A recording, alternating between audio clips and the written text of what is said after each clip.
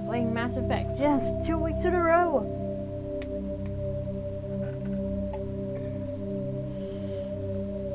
I just had a block for a while, but I'm back. Yay! Not starting a career. Let's load a career. So last week, I just goofed around and flew around from system to system doing surveys and stuff, and realized after a pretty big fight that my gear was horrid. I had not updated my gear and none of my companions. So we are gonna go. I'm hoping I can update my companion's gear without having to go to a thing. Without having to actually go off ship.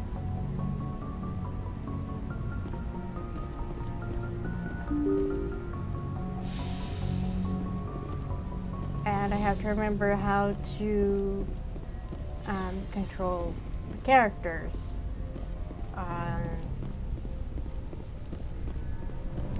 on Mass Effect, because I've been playing FF14.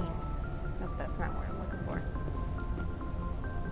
Lab and storage. That is not what I'm looking for.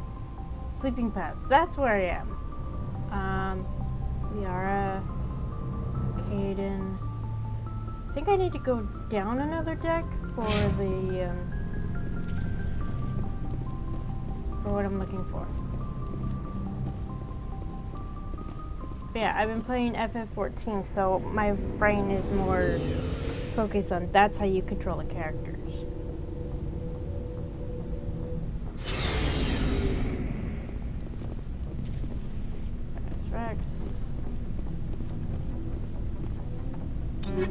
There we go. Yes. Awesome.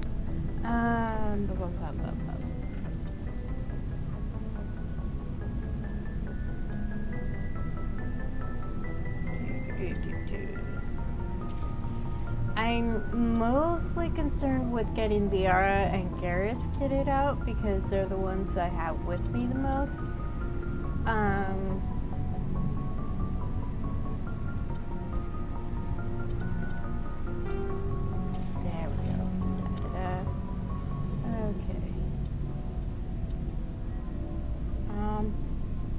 Why is this yellow if it's more damage per second?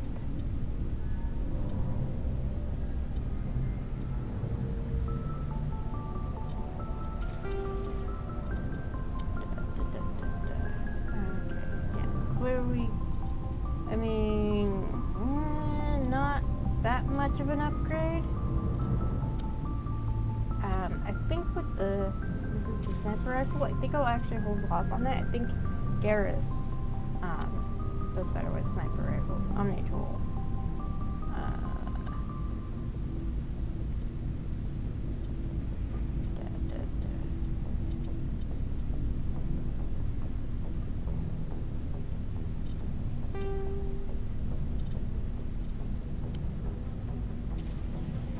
There are no biotic gaps.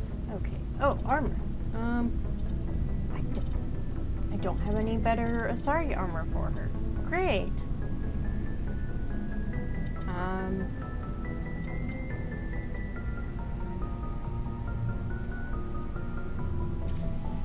Well, I guess she can wear the human armor, because human and Asari have similar builds. There's the reason that the other ones are specifically Torian and Krogan.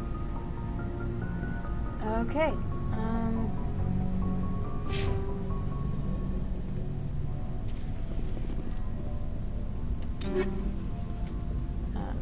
Okay, actually, let's find Garrus's first.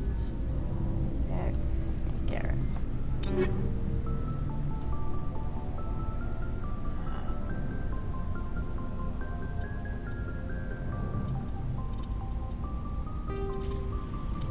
Maybe they'll actually survive better with better equipment. What a concept, right?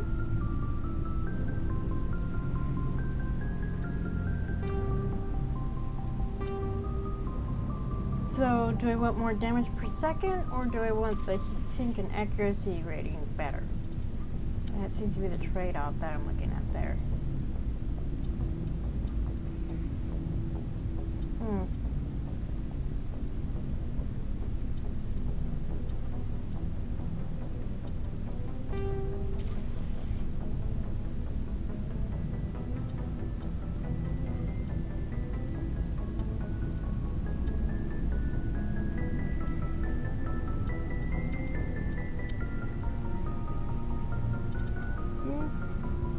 Does he use?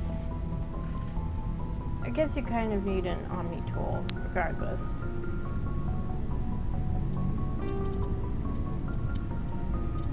Don't have better. Get more medium armor? That's weird. Guess he needs to train for it. Let's look at his armor. I need to do the training. Okay.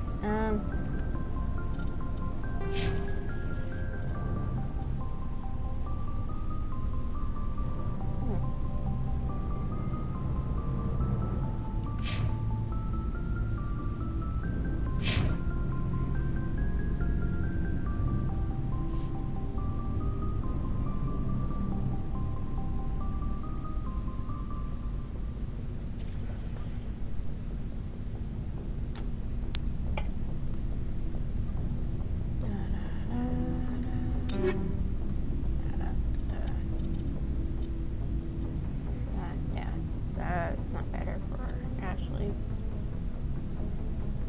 That's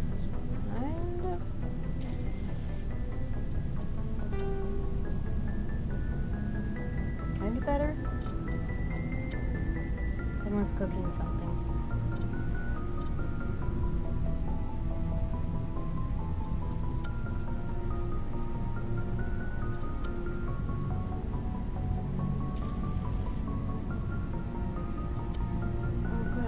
Break down the extra weapons into Omnigel if I need to.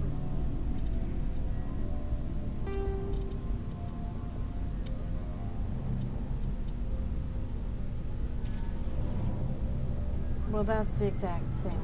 Those are the exact same as what she's got. Huh. That's not great.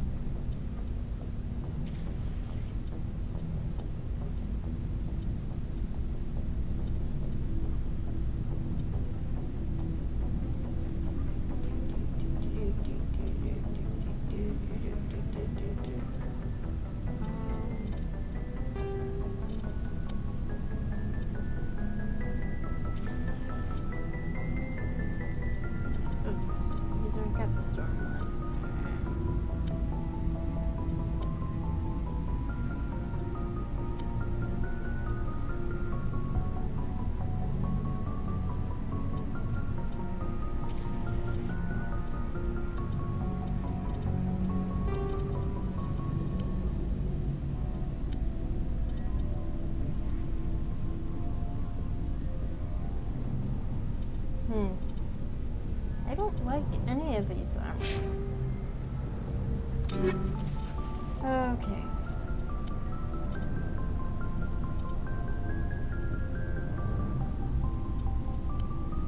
So I'm guessing I need to keep changing out my squad when I go somewhere like the Citadel, so I can upgrade their skill sets.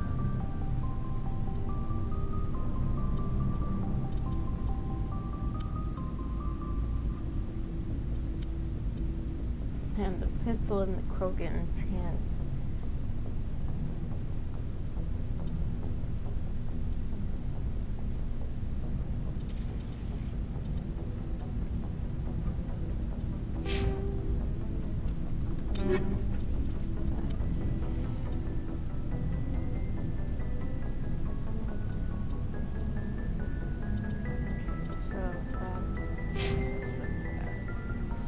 Lancer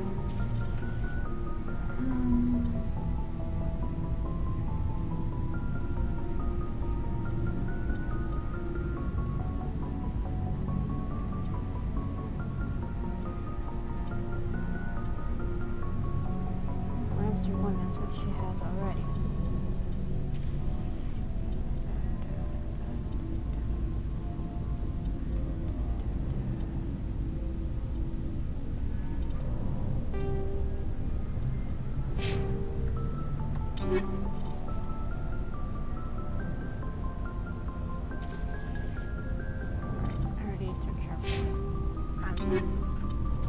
There we go.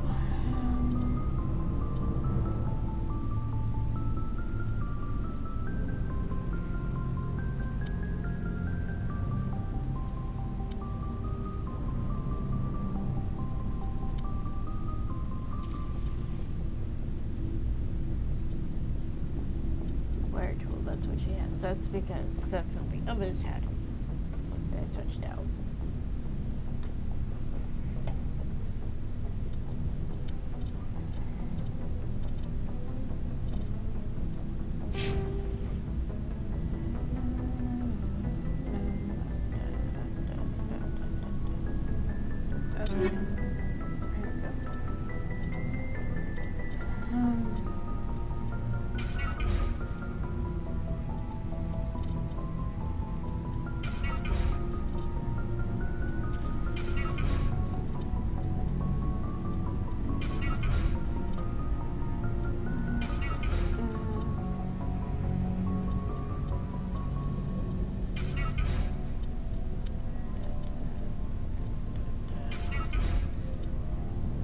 A lot of repeats we can get rid of. This is not an upgrade for anybody, so.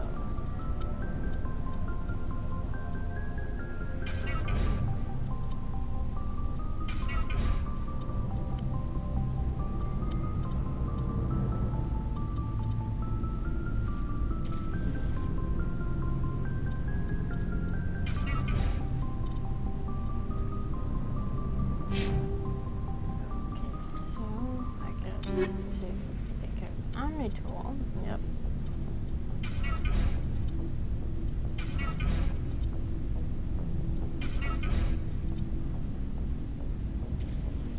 That's not right.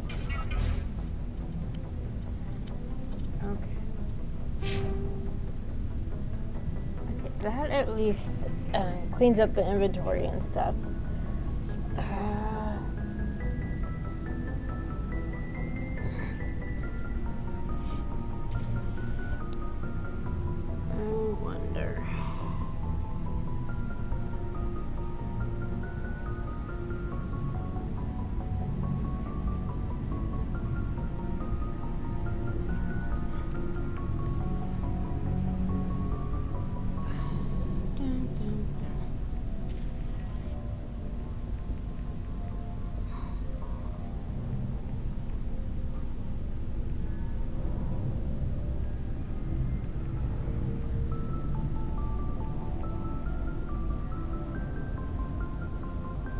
Oh, helps if I spell companion right? Companion.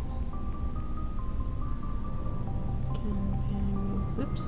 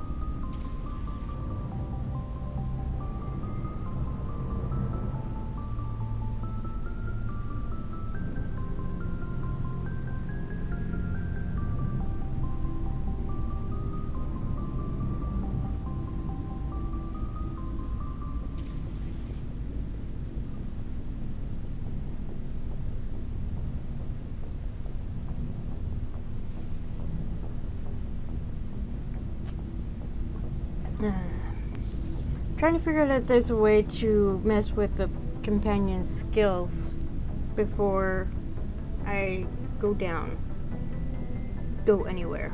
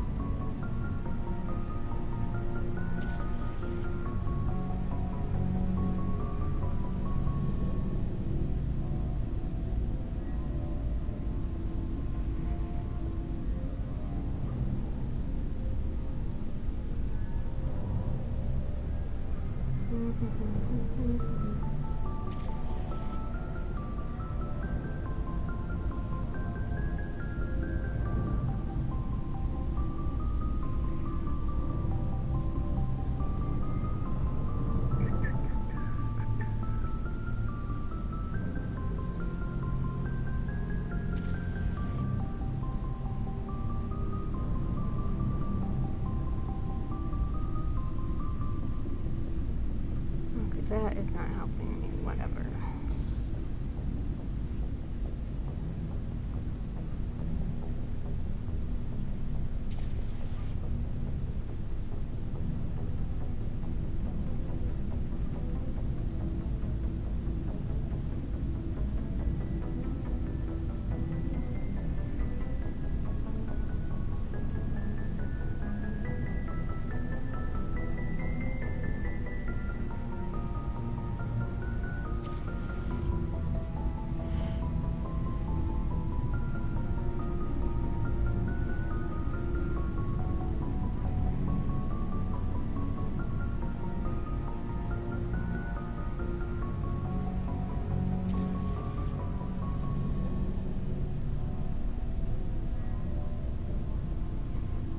That doesn't help me. That's a me too.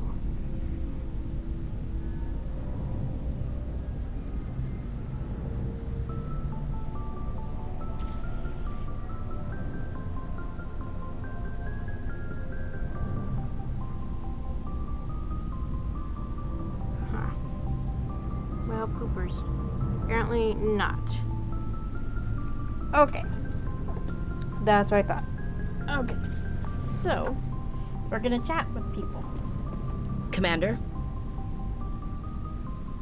Do you have a few minutes to talk? One-on-one? Sure. I was just watching some mail from home. Oh, before I go, we saw Caden in a news vid about the Normandy. He's cute. Later, sis. Let's pretend this never happened. Are you interested in the lieutenant, Chief? No, ma'am. And anyway, Scuttlebutt says he's already sweet on someone. What's up? You didn't come by to eavesdrop on family mail. Your family seems to be important to you.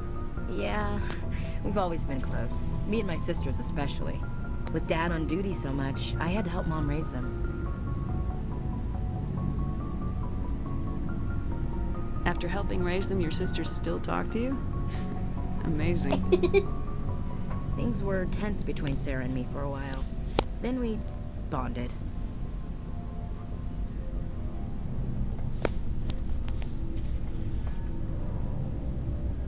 Sounds like a story. Feel like sharing? Sarah got herself a boyfriend who wanted to go faster than she did, Mike. I didn't think he was a bad kid, just pushy. Lynn would send me these worried vid mails, and I'd tell her to relax. If he really liked her, he wouldn't be pushy. Yeah, of course, if he didn't ask at all, I'd wonder if he thought Sarah was ugly. Damned if you do, damned if you don't. Mike thought they'd go for a romantic walk in the woods, because he figured it was past time they did the deed. She levered Mike face first into a tree and left. Didn't have a scratch on her. Good thing Mom and Dad had us all learn some kind of self-defense. Good for her. I took emergency leave and walked Sarah to school for a few days. Did anything happen while you were home? My last day out, Mike was waiting for us. Sarah had told her friends, so everyone at school knew what he did. He wasn't happy. I wanted to snap him in half, but Sarah gave me this look, this let me handle it, I need to do this alone look. Yes. She kept her cool, God bless her, as he screamed in her face. She just let him vent. Then he tried to punch her. I swear, she just flowed around him. Next thing I knew, he's face down on the sidewalk, and there's blood everywhere. Hi, Akikor. That's unbelievable. Sarah must be as good as you. Better. I'm more or less a straight-up puncher. When he swung, she wasn't there anymore, and he fell. Nice. She helped him stop the bleeding and had me call an ambulance. She told the paramedics he fell. Before they took him to the hospital, Mike touched Sarah's arm. I thought he was gonna end up on the ground again. But he hung his head, whispered, "I'm sorry," and started crying. And she hugged him. The Williams women are a decisive bunch, Commander. We do things when we're ready. Not before, not after. Your sister's something else. But you didn't mention your father at all. Was he on deployment? Dad always wanted to serve in space, but he wanted us to have real ground under our feet. He'd say, space is beautiful, but you can't raise a family there. I cannot rest from travel. I will drink life to the lees. All times I've enjoyed greatly, have suffered greatly, both with those that loved me and alone. For always roaming with a hungry heart, much have I seen and known, cities of men and manners, climates, councils, governments. I didn't know you liked classical literature. Ulysses was my dad's favorite poem. Every time he shipped out, he recorded me reading it.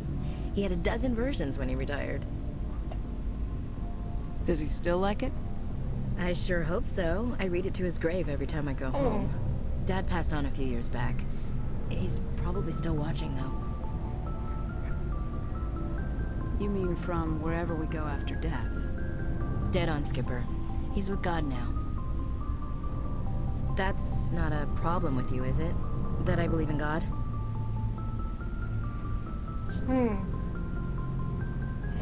That's interesting, because Suvi had very strong faith in God, too. I don't know if I want Shepard to have that faith.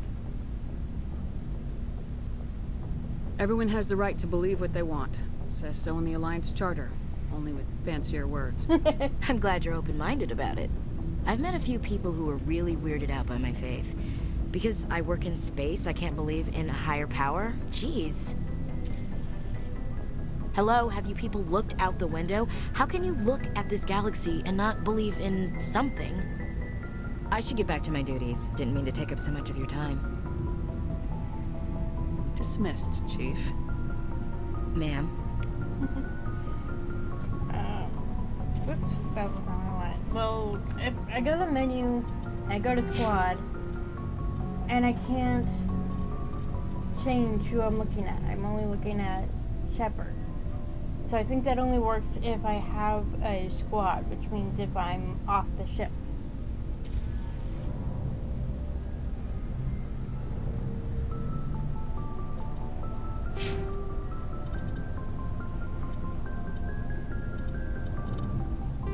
And the equipment is only Shepard's equipment unless I click on the lockers.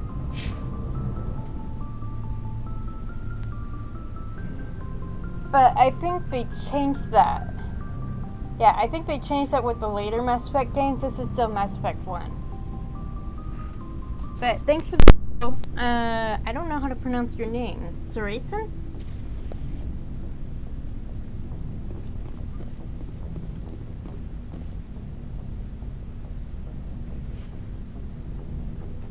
What do you want, Shepard?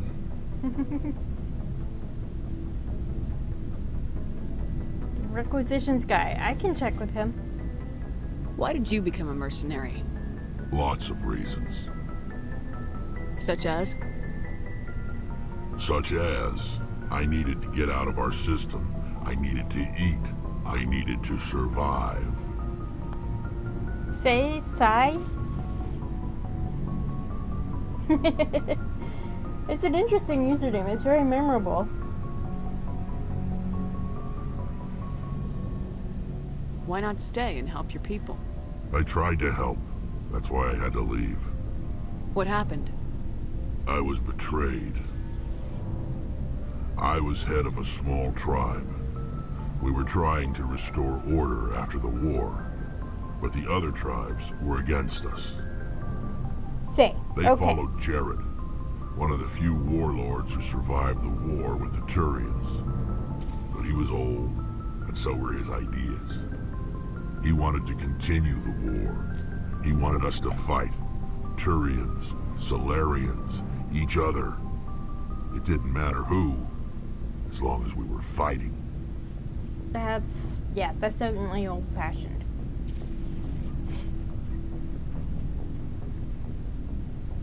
What did you want? I just wanted Jared to shut up, to stop his ranting. I wanted him to stop leading the tribes astray. But he couldn't understand how much things had changed. We didn't have the numbers to go to war. Even if we did, the genophage made sure we couldn't replenish our numbers fast enough.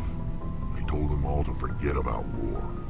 We needed to focus on breeding, at least for one generation. And for a while, we were getting through. Some of the tribes started coming around. But not I take it Jared. the warlord didn't appreciate that. No, he didn't. He arranged a crush with the tribes. A meeting on neutral ground. He wanted to talk. We met at the Hollows, near the graves of our ancestors. The skulls of our dead laid bare to remind us where we come from, where we all go. That's cool. It's as sacred as any Krogan place can be. Violence is forbidden. Sounds like a trap to me. You must have suspected as much. I did. But when your father invites you to a crush, well, there Oh. are some laws that even we hold sacred. Jared was your father? He was, until that day. We talked, but we didn't get anywhere. When it was clear that I wouldn't join him, he gave the signal. Uh-oh. His men leapt from the graves of our ancestors like Krogan undead. The few that were loyal to me died quickly. I escaped with my life, but not before I sank my dagger deep into my father's chest. That is why I left, and that's why I'll never go back. Understood. Wow.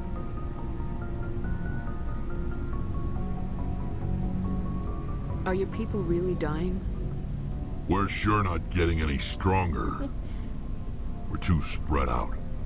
None of us are interested in staying in our own system. Lots of species have left their homes and prospered. But they go to colonize new worlds. We're not settlers. We're warriors. We want to fight. So we leave. Hire ourselves out. And most of us never go back. What can you tell me about the genophage? Ask the Solarians if you want details. They made it.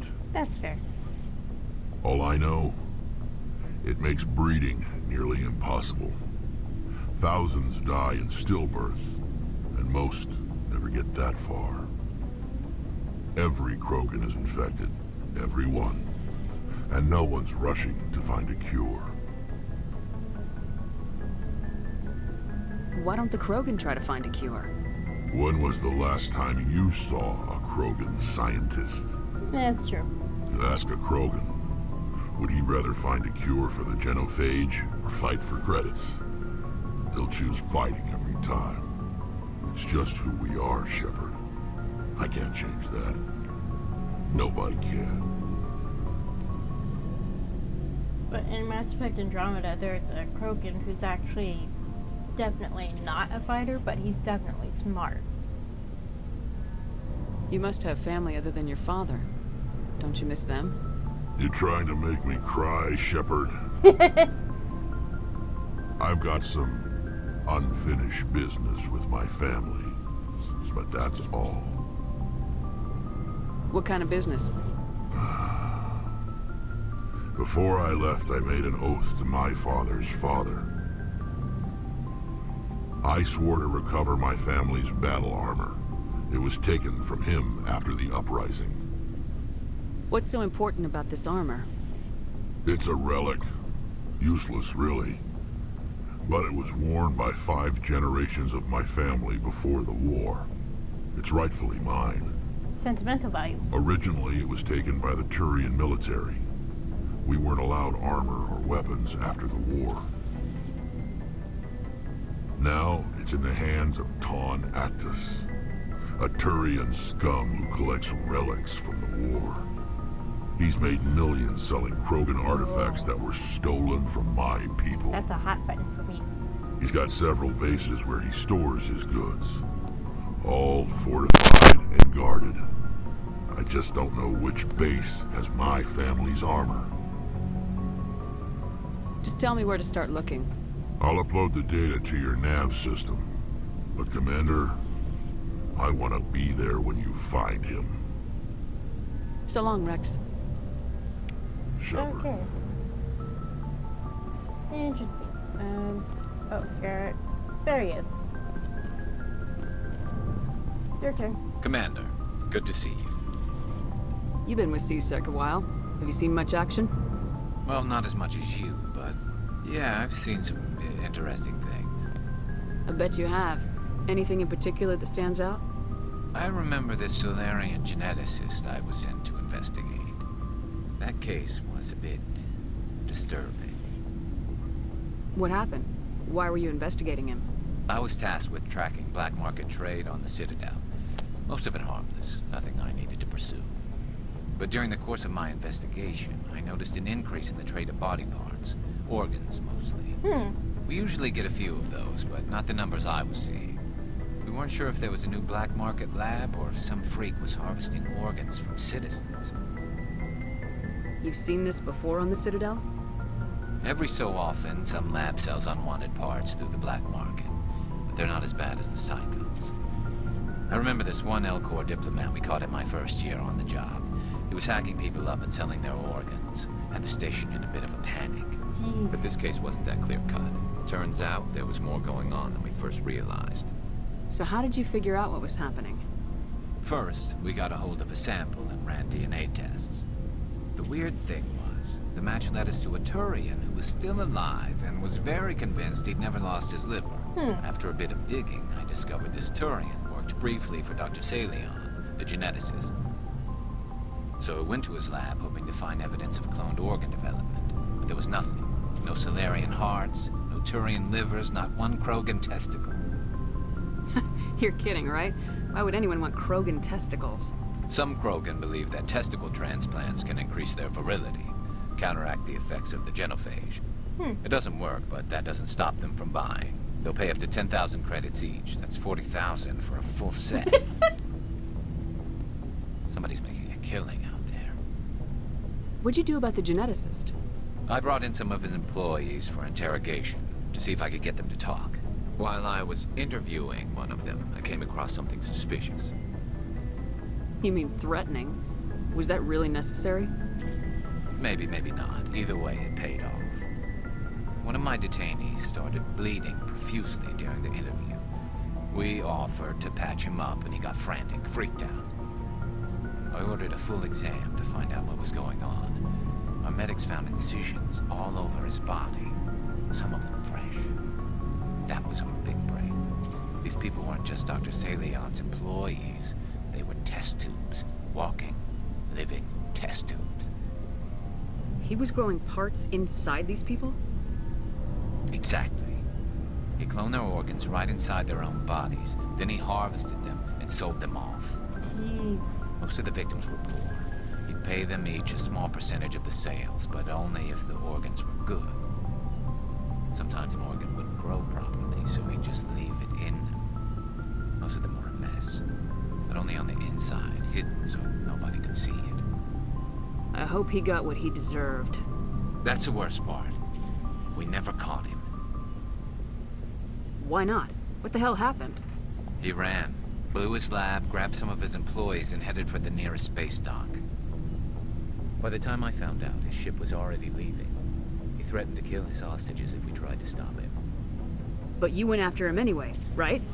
I ordered Citadel Defense to shoot him down, but CSEC headquarters countermanded my order. They were worried about the hostages, worried about civilian casualties if the ship was destroyed That's so fair. close to the Citadel. I told them those hostages were dead anyway. He just used them to make more organs. They wouldn't listen. It's not worth the risk. You pursue the vessel and disable it. That's the best choice.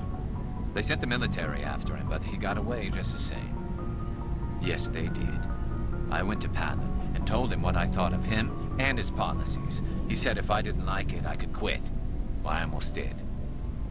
All they had to do was disable that ship, stop him from running. Maybe the hostages die, maybe they don't, but at least we stopped the bastard responsible for it all. I suppose I can see both sides. But what's done is done.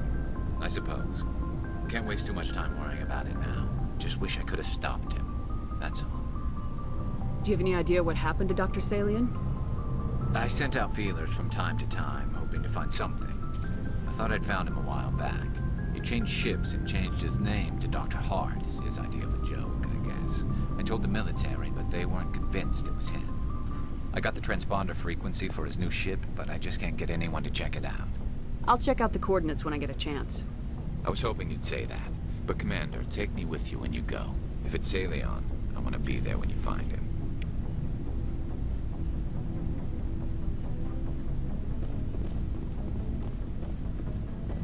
Looking for supplies? Let's see what you got. You bet, Commander. Okay. Wow, I have a lot.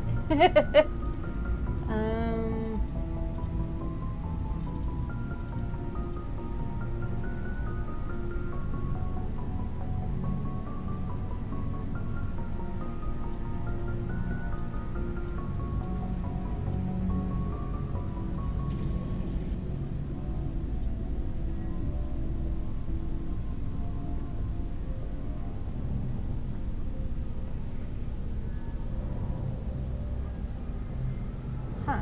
My current armor is better than that. Never mind. Okay.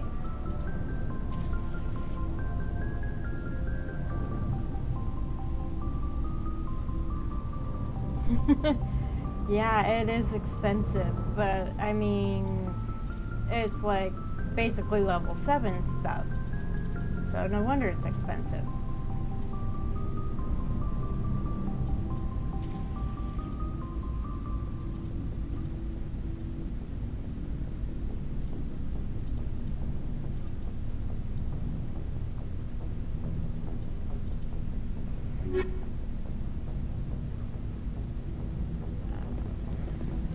I think I have more to talk to Ashley about. Commander, Do you have a few minutes to talk? One-on-one? I should get back to my duty, Skipper. Rifles don't maintain themselves. Not yet, anyway. I wouldn't mind talking more later, though. Okay. Dismissed, Chief. Alright, so that's everything for Ma'am. now. I forgot how frustrating it is when you want to talk to them, but they're not available because you haven't progressed the story.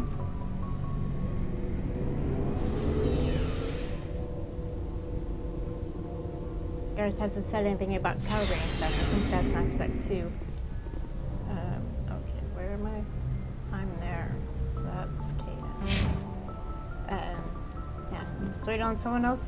That would be me, because I flirted. But I'm kind of leaning towards Liara. I don't know.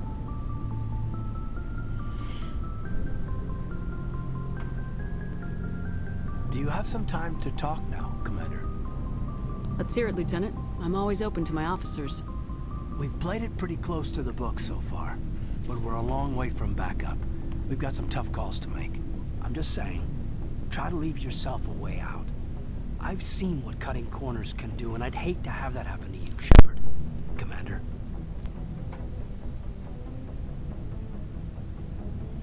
I wish there was like some way to indicate that you're flirting. Because don't want to lead him on because I don't know, but he is kind of cute and he is kind of sweet. Ah. But also Liara is kind of right up my alley. Like, she reminds me of Suvi from Andromeda, though of course Liara came before Suvi. But I played Andromeda, so backwards though.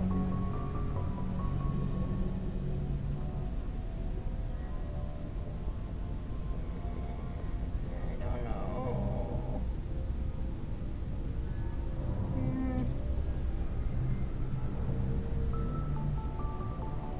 This a personal observation, Caden? I don't want to step on anyone else's toes, especially if you're a... if I have misread your interests. Someone? You're referring to our young Prothean expert. I think she's older than both of us put together, but yeah.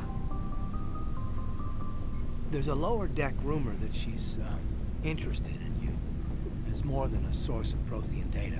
She's a very interesting lady, to my tastes, but I never claimed to be big on alien culture. My mic is connected to the cord for my headphones, so that could be why it's glitching. You seem awfully worried about my personal affairs. It's just that we don't have much downtime these days. I like being around you, but I don't want to take up your personal time.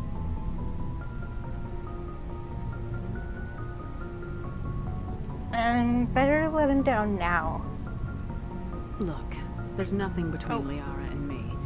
It's the real issue Fuck, here, that's not the Caden. one I wanted. Damn it. You're right. Sorry. It wasn't, Liara's not my main concern. I'm not questioning any decision you've made, Shepard. Let me be clear about that. It's just my experience that once someone lets something slide, it tends to pick up speed. You get my meaning? Talk to me, Caden. You got a little black rain cloud sitting over your head. I'll try to keep the deck dry. You know the records about the biotic trading out on Jump Zero? They're all classified. Because the Alliance made mistakes. Did not say before I talked to him. After first contact, Shit. Kinetics was set up to track Element Zero exposures and develop implants for humans. Once we had an embassy on the Citadel, Kinetics could bring in experts instead of taking it slow. The only experts would have to be aliens. Dead on. Turians, actually. That's why Kinetics kept it a secret. They were afraid of what people back home would think, asking the Turians for help when we just fought a war with them. The Asari would have been more acceptable than the Turians. Yes, but the company didn't go through the Citadel. It would have made Earth look weak, so they discreetly hired some Turian mercenaries. Is there some reason we couldn't learn it on our own? They didn't know where to start. Hell, it took a couple of years to even link biotics and Ezo. Forget trying to get the kids to move stuff. They had trouble just helping them not break their own limbs. And their choice of teachers didn't help much. I'm sure Kinetics did what they thought was best. It wasn't best for us. They brought in an ex-military Turian named Commander Vernus. To introduce himself, he liked to say, "I was at the helm of the dreadnought that killed your father." Well, I told him my dad wasn't in the war. He'd retired to Vancouver. My family had an inland home that matured to New Beachfront. Ooh. Vernus had it in for me after that. He cut corners, pushed hard. I mean, you either came out a Superman or a wreck. A lot of kids snapped. A few died. The point of all of this, I guess, is that when you cut corners, it's not always obvious who pays for it. So why are you telling me this? Is there something I can do to help you get over it? I'm 32, Shepard. You don't serve as long as I have without coming to terms with yourself. You also learn that if someone is special to you, you help them. Try to keep them from making mistakes. This is not the conversation I wanted. Damn it. So you think you have leave to talk like we're more than officers? I got some signals. Maybe some static too, I guess. If I'm out of line, just say the word.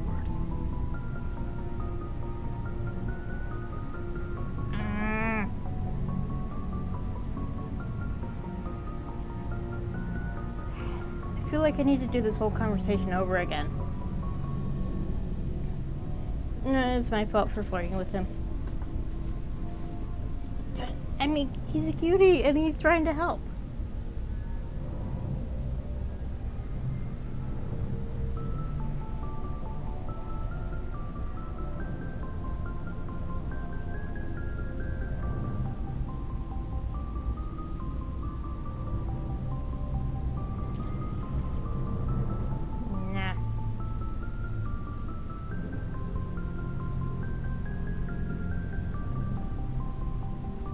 Yeah, definitely. The ninja mancing is annoying. I mean, I did flirt with him. I will fess up to that. I don't think you saw that part. This is the Legendary Edition, so I'm pretty sure there are mods, but I'm trying to do this without mods as much as possible, at least this first time around. I just wish there was signals. You know, symbols. Like in Inquisition, there was a little heart that would show up in the middle here that would indicate, and not just a heart, there was other, like, there was a little symbol to indicate if your, if an answer was specific to history or mages or dwarves, that sort of thing. And I just wish there was something similar here.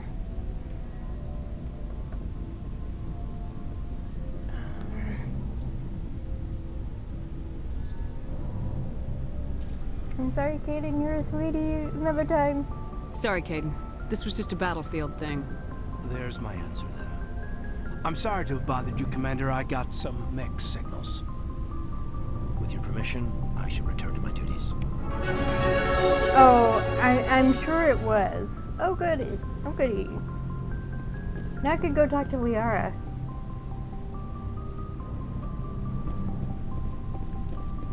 Oh, I get a big walker.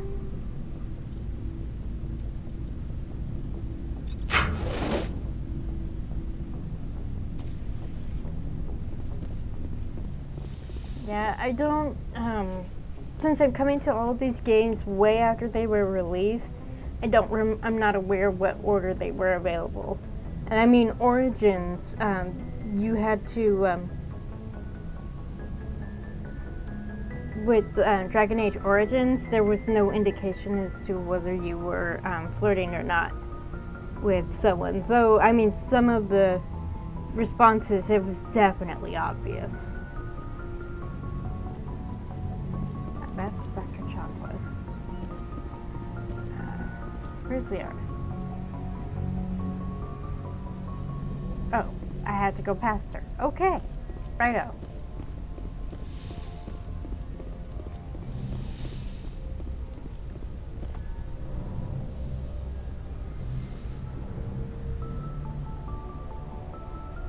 I get the feeling you want to ask me something, Commander. Maybe we could pick up where we left off. You were telling me about your interest in the Protheans. Actually, I think I was talking about my interest in you, and making a fool of myself in the process. As I said, I am not used to dealing with people, especially humans. I did not really know much about your species when we first met, Shepard. I found it hard to take humanity seriously. Your kind always seemed so rushed and high-strung. We don't have the luxury of time, and Asari can live for 1,000 years. We're lucky if we hit 150.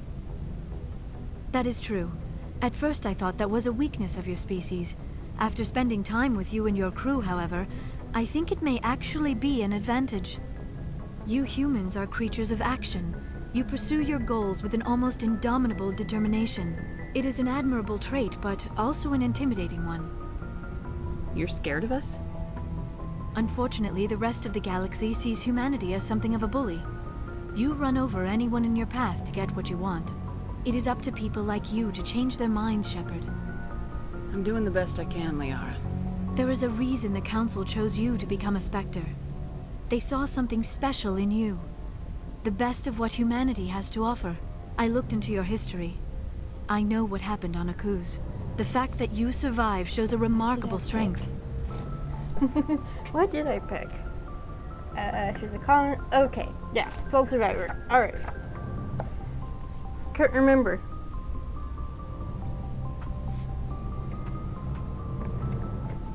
That's why I write stuff down. Man, this lighting is atrocious. You didn't need to go behind my back. I would have told you whatever you wanted to know. I apologize, Commander. After our last conversation, I was afraid I would say something stupid again. I wanted to know more about you, to understand what made you into the woman you are. There is something compelling about you, Shepard. Liara has freckles. I love freckles. Are you sure you're interested in me? Or is it my visions of the Protheans?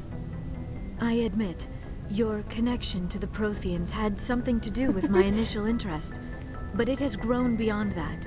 You intrigue me, Shepard, but I was not sure if it was appropriate to act on my feelings. I thought there might already be a relationship between you and Lieutenant Alenko. Telling someone you Googled them isn't the best way to flirt with them? No, but it's kind of adorable.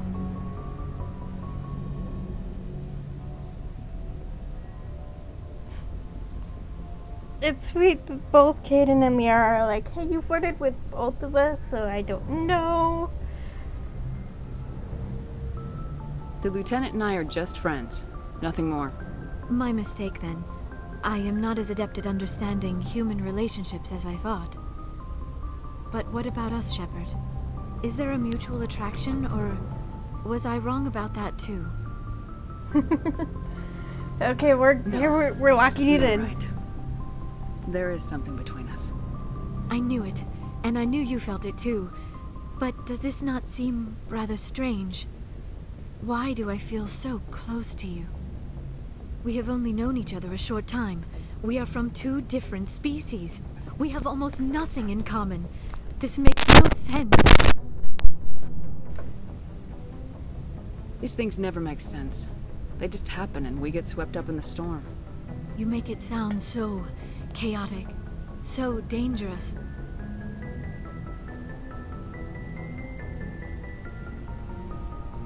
That's why it's A little danger makes things exciting. This is all a bit overwhelming. I am not used to this.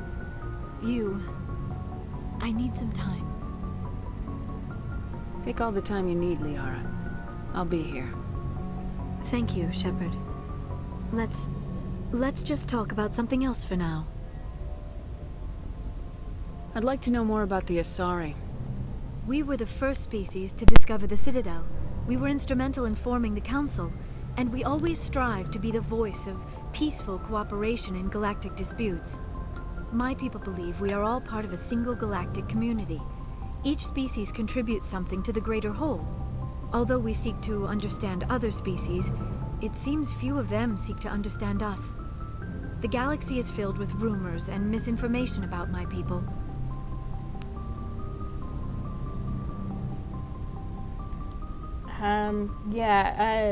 Sorry, in fandom spaces have been, there's a lot of crazy stuff I've seen involving Asari, and I'm assuming it has something to do with the culture that's been created in the game. It's just people fetishizing them. Like what?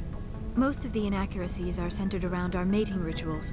My species is monogendered. Male and female have no real meaning for us. We still require a partner to reproduce. This second parent, however, may be of any species and any gender. I don't understand. Your species can mate with anyone? Mating is not quite the proper term, not as you understand it. Physical contact may or may not be involved, but it is not an essential element of the union. The true connection is mental. Our physiology allows us to meld with other beings. We can touch the very depths of their minds. We explore the genetic memory of their species. We share the most basic elements of their individual and racial identities. We then pass these traits on to our daughters. It is how we learn to grow as a species and how we develop a greater understanding of other races. What happens to your partner after the union? Every relationship is different. Some unions are a single encounter with both parents parting ways afterwards. Others can be more long-term. Sometimes an Asari and her partner will stay together for many decades. Do you know who Matriarch Benezia chose as her partner? She rarely spoke of her partner. Though I know my father, if you want to use that term, was another Asari. Benezia never told you her partner's name? Union with our own kind is no longer common, not for the purposes of reproduction. Most Asari believe it weakens our species. Asari daughters inherit racial traits from the father species. If both parents are Asari, then nothing has been gained, or so conventional wisdom would hold. I am what is sometimes called a pureblood, though no Asari would ever be cruel enough to say the word to my face. It is a great insult among my people. It is possible Benezia's partner was embarrassed by their union. She may have been too ashamed to publicly acknowledge me as her offspring.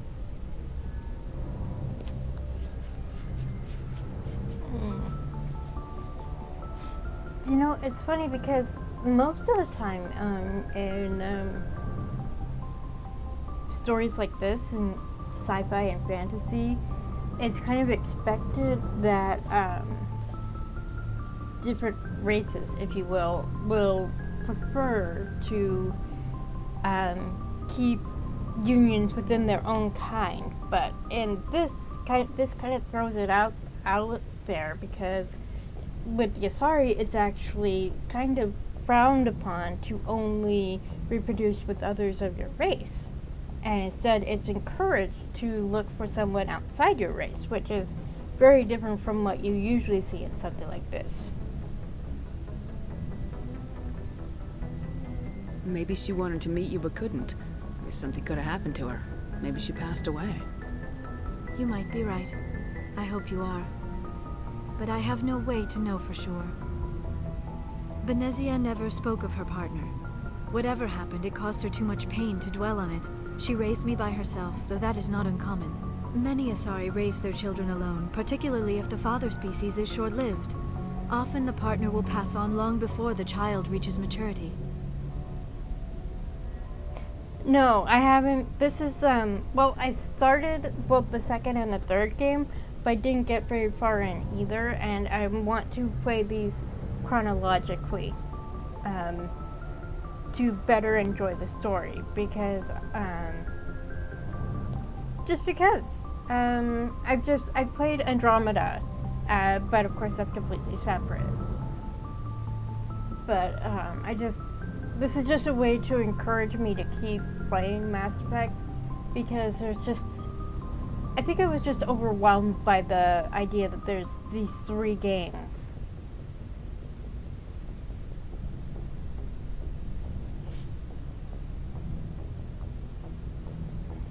Okay, already. There's no point in asking this, because she's already said she doesn't know who her sire is. Okay, thank you. I want to be as spoiler-free as possible going into each game. Okay. Do you know why Benezia joined up with Saren? I don't understand it. She was always outspoken about the need for the Asari to become more involved in shaping galactic events. Maybe she thought allying herself with Saren would somehow be for the greater good in the long run. At least I hope so. And I know Benezia's voice actress is Marina Sirtis from Star Trek: The Next Generation. I didn't even need to look it up. I just had to hear her voice and I knew it was her. This hurts you, doesn't it? None of this makes any sense to me. I have not spoken to Benezia in many years, but I know her, and this was not like her. Something changed. Okay. I should go. Goodbye, Shepard. Okay, I have locked in my romance. Yes, Commander? Is there something you need? So apparently, the voice actress for Dr. Chakwas did a voice for Origins, and her character in Origins is hilarious.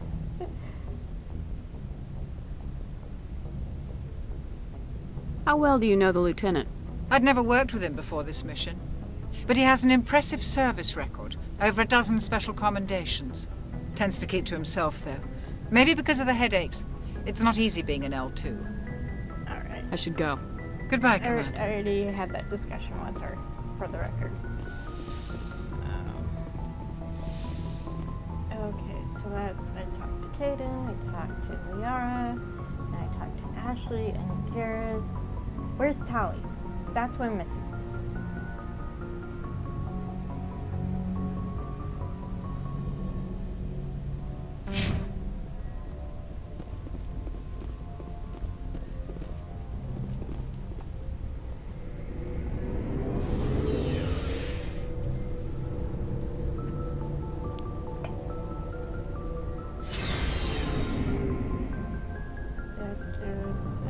Ashley, Rex, Tally. Okay.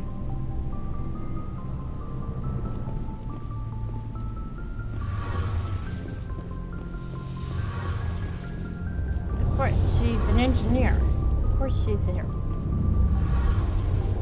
Shepard, I'm glad you're here. Good to see you smiling again, so to speak. I'm sleeping much better now. I guess I'm getting used to how quiet your ship is. I still think a lot about my pilgrimage, though. I know Staren's our top priority, but with all the worlds we go to, I was hoping to find something to bring back to the flotilla. We've still got a long way to go. You'll find something to take back.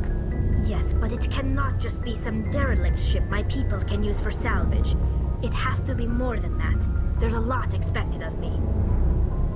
What's so special about you? It's my father. He's the senior member of the Admiralty Board. He's one of only 5 people who can overrule the decisions of the Conclave for the good of the migrant fleet. My father is responsible for the lives of 17 million people. Our entire race is in his hands, and I'm his only child. So are you some kind of heir to the Quarian throne or something? No, it doesn't work that way. My father's position isn't hereditary. I'll probably never serve on the Admiralty Board myself. Officially, I'm just the same as any other citizen, but it doesn't work that way in practice. People have always treated me differently because of who my father is. You must get all kinds of special privileges. I probably had it easier than most growing up, but it's not all good. People like my father have enemies, and they're not above using me to get to him. That's understandable. It must be tough on you. My people place a high value on family and ancestry. There's an unspoken expectation that I'll live up to my father's example. Everyone's waiting for me to do something great on my pilgrimage. Something that will forever change our lives for the better. If I don't, it's like I failed, and that reflects badly on both me and my father. The work you're doing here is more important than anything any Quarian's ever done before. Yes, I know. But you have to understand Quarian culture. We're a very insular society. The events beyond the flotilla don't much matter to the average citizen. Our greatest dream is that one day we'll return to our homeworld and drive out the Geth. But even if we stop Saren, that's not going to happen. There's still millions of Geth behind the veil. Until they're gone, our exile will continue. What would you need to bring back to make everyone happy? Something that would help us better understand the Geth. They've changed significantly since the exile. They've continued to evolve. We've done our best to study them, but it's not easy. They're very reclusive. Until recently, they never went beyond the borders of the Veil. And all the Geth we run into now are under Saren's control.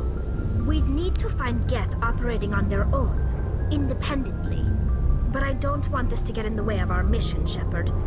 First, we stop Saren. Then I'll worry about my own problems. What was your father like? It wasn't easy growing up as the daughter of one of the Admiralty. Even before he joined the board, he was a prominent figure. People looked to him for leadership. He had to set an example, and he expected the same of his daughter. Plus, he was pretty strict, a military man through and through. He never allowed me to settle for anything less than excellence. As a kid, I sometimes felt like he was pushing me too hard. But now I'm old enough to appreciate what he taught me. The world doesn't owe us anything. If we want something in life, we have to earn it. That's understandable. Neither of my parents were military, but they were members of a volunteer auxiliary of the Air Force. And so there was some of that did filter through to me and my siblings, but it was more the expectation of doing well in school. And if we didn't do well, if we were struggling, we weren't allowed to do other stuff because the understanding was focus on homework so you get better grades and then you can do the fun stuff. Problem was that at least me and my younger sibling had ADHD and we weren't diagnosed with it until we were in our 30s. So trying to figure out the struggle was difficult, but luckily I did well enough just panicking and doing homework at the last minute that I did okay. But my sibling, they had other issues that complicated matters besides the ADHD. But yeah, looking back now after I've been diagnosed, I understand what was going on with my brain at the time, even if we didn't. Because I was in high school in the 90s, so I don't think ADHD was really a big thing. I think it was mostly associated with little boys. And I was not a little boy. I was assigned female at birth, we'll leave it at that. So, but the thing is, my mom has ADHD too, and she wasn't diagnosed with that until I was in my 30s, so she was like in her 50s, so, yeah. But yeah, point is that some of that military thinking does filter through, even if you're not directly involved in the military. That's what I was getting at. Where was your mother in all this? Mother was around, but she always seemed to kind of blend into the background. Almost like she was overshadowed by my father. He tends to do that to people. She passed on about 5 years ago. Some airborne virus that swept through the fleet. Happens sometimes when the filters start to break down. I think my father took it pretty hard. After she was gone, he became even more focused on his work. I think that was his way of dealing with the grief. That sounds like Alec Ryer. Sounds like a tough upbringing. You don't resent your father at all? Like I said, it wasn't easy. My father's not the kind of person you bond with, and he wasn't around all that much. Too busy. People counted on him, and he took his duties seriously. Even when he was around, he always seemed a bit distant, like his mind was always somewhere else. Come to think of it, I can't ever remember seeing him smile. Not once. It's like he was always weighed down by all that responsibility. I mean, I know he cares about me, but he never really showed it, not in the usual way. I guess the best thing I can say about my father is that I respect him. Okay, I want to talk about something else. Like what? Pretty sure I talked about the rest of these with her before. I should go. See you later. Okay, alright. Gotta stop wasting time. Am I going the right way? What? Squad boxes, okay. Yes, I am going the right way.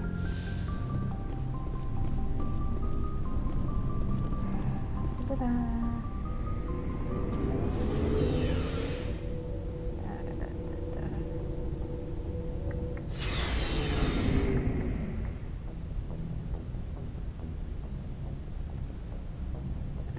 Okay, I guess we gotta go somewhere. Can't derp around talking to people anymore. I mean, I could talk to Joker.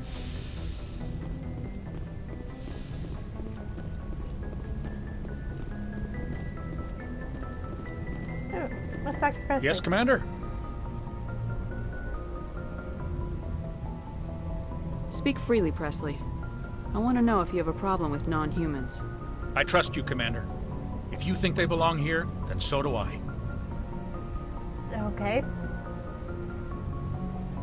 Carry on, Presley. Yes, ma'am.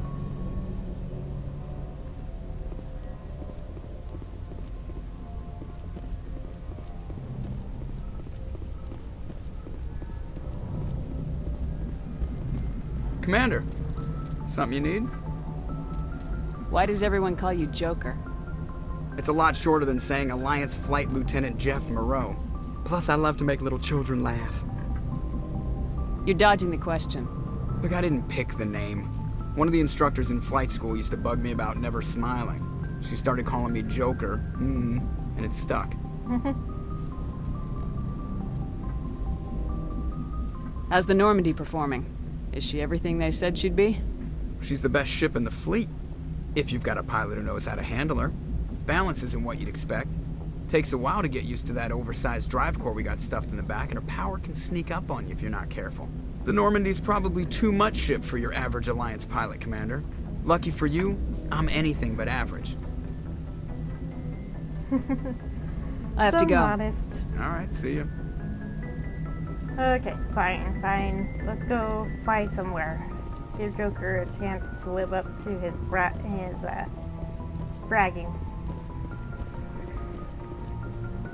Boasting. There we go. That's what I wanted to say. Okay, let's see. Where are we going? Just did that.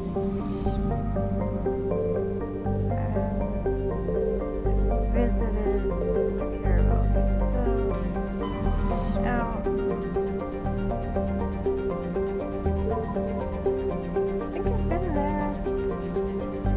Yeah, I think I've been to all of these systems.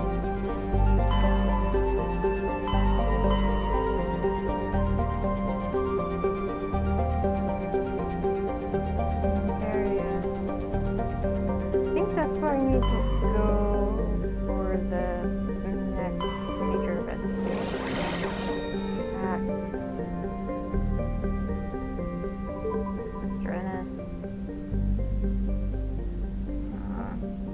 Horsehead Nebula. Of course, it looks like a horse head. Duh. I have a thing on the Citadel. Over there.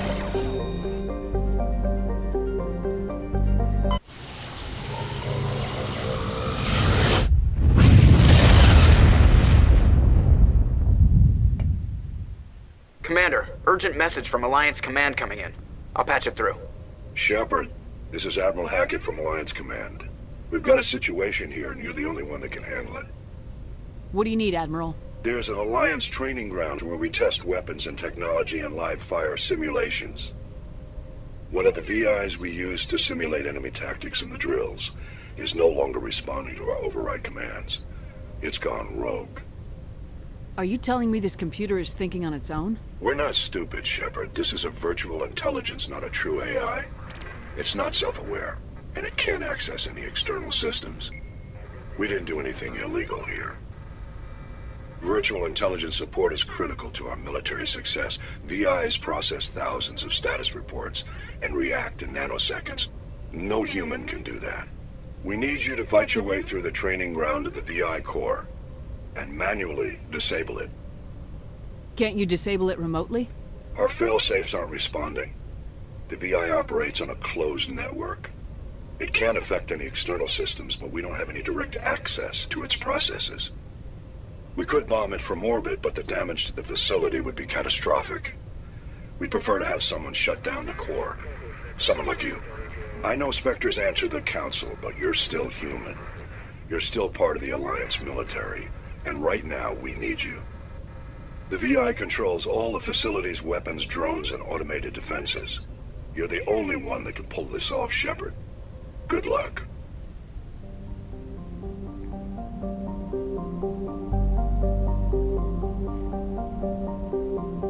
Ignore what? I have no idea what you said. I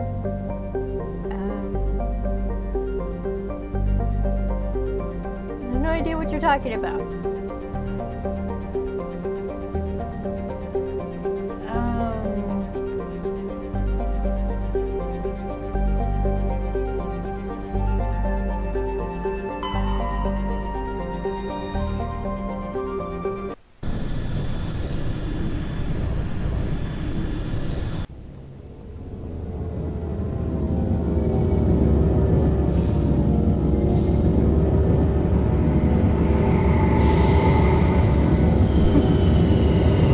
no, what spoilers?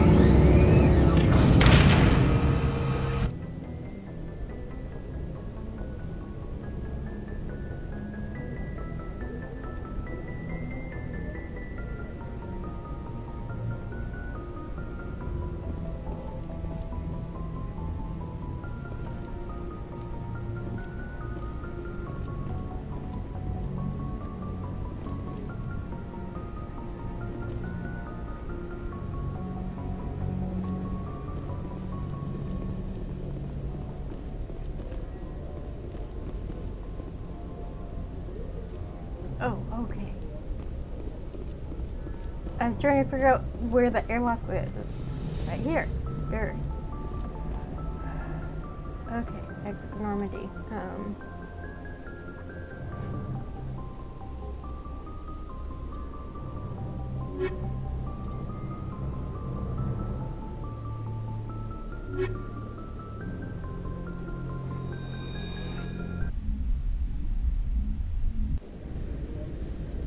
Equalizing interior pressure with exterior atmosphere.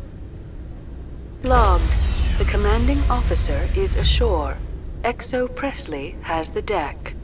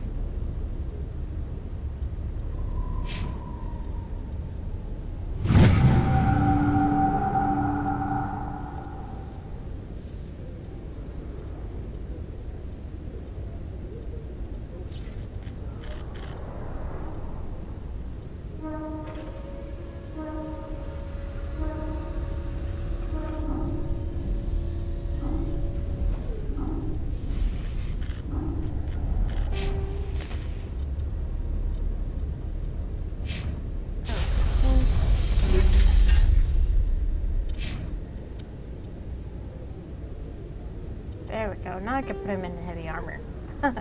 That's interesting.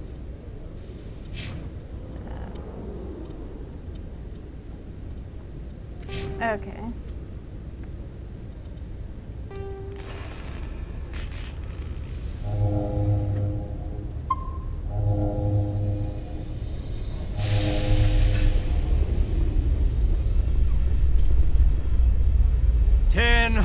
At ease.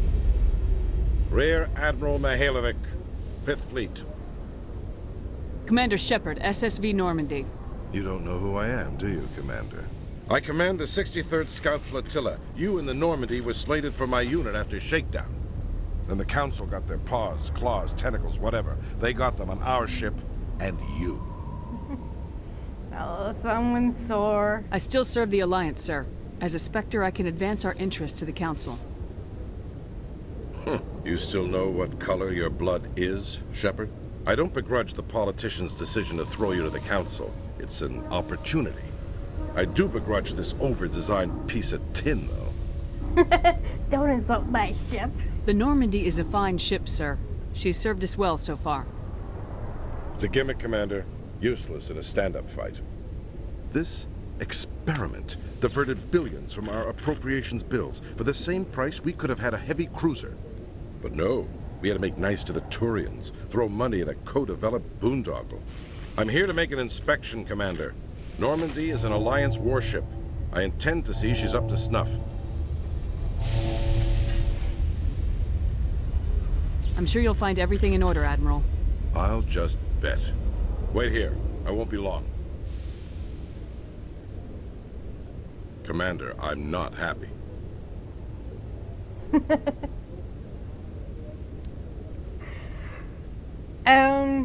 Let's be snarky. Sounds like a fairly common situation. Commander, I suggest you secure your mouth. It's going to get you in trouble. Who designed that CIC? Putting the commander aft of everyone else is inefficient. What if he needs to discuss with the operators toward the bow? Modified Turian style. They prefer commanders looking over their subordinates rather than in the middle of them. We wanted to see how effectively they can command with that setup.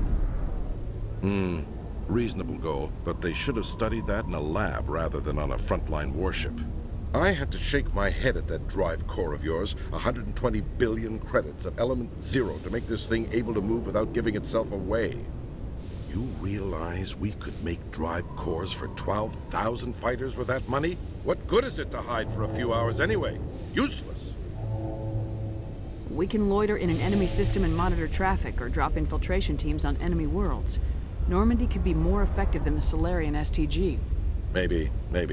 But that's not the job of a proper warship. We're supposed to find and kill the enemy fleet, not count how many times their garrison goes to the bathroom. And we need to talk about your crew, Commander. Krogan? Asari? Turians? What are you thinking, Commander? You can't allow alien nationals free access to Alliance equipment. I'm gonna give this guy less and less. Oh my goodness.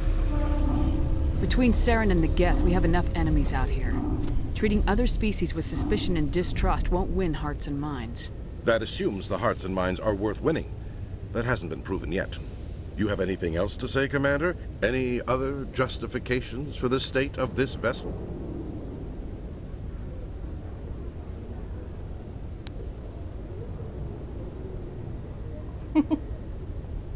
We need to kick ass. Why can't I pick these?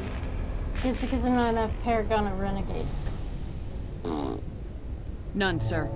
Very well. I don't agree with any of this, but your reasons seem sound. I'll be submitting a report to the Joint Military Council. It will not be as negative as I'd planned. Good hunting, Commander Shepard. Make us proud. So I just looked up his voice actor's filmography on Wikipedia, and he was on Star Trek The Next Generation and Star Trek Enterprise. And he did a voice for the Star Trek game. He did the voice of Surak. So another connection to Star Trek. So we've got Marina Sirtis and Navigator Presley, and now this guy.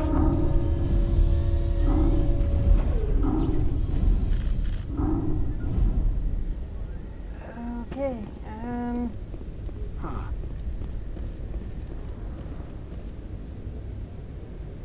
Right. Oh. That's why I don't need to scan those guys anymore. I already did that. Where am I going? Wrong way.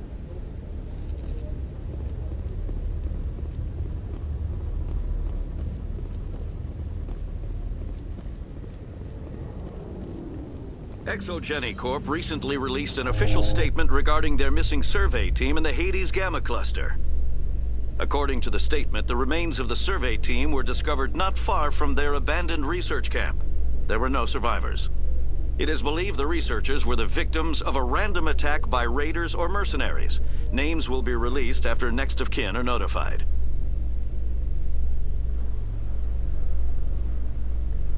I think I investigated that last week, and... Commander Shepard, sorry to bother you. This is Lieutenant Girard down in the docking bay. There is a woman here.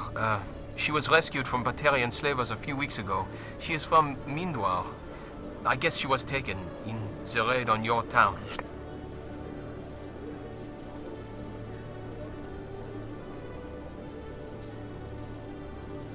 And my parents died.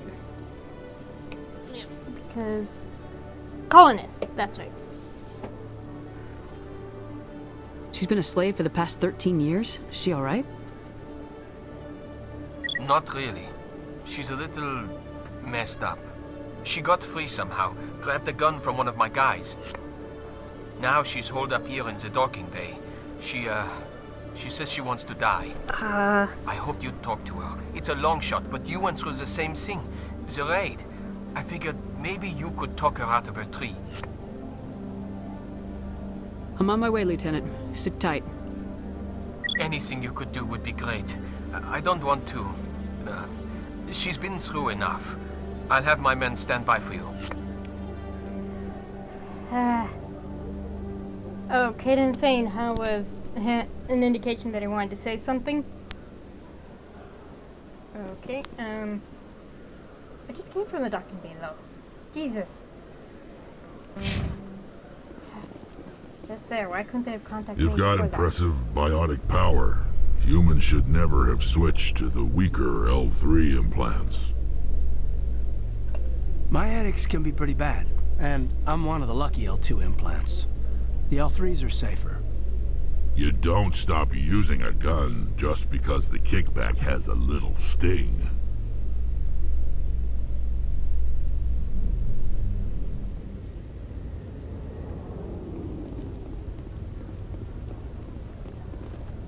Commander, glad to see you.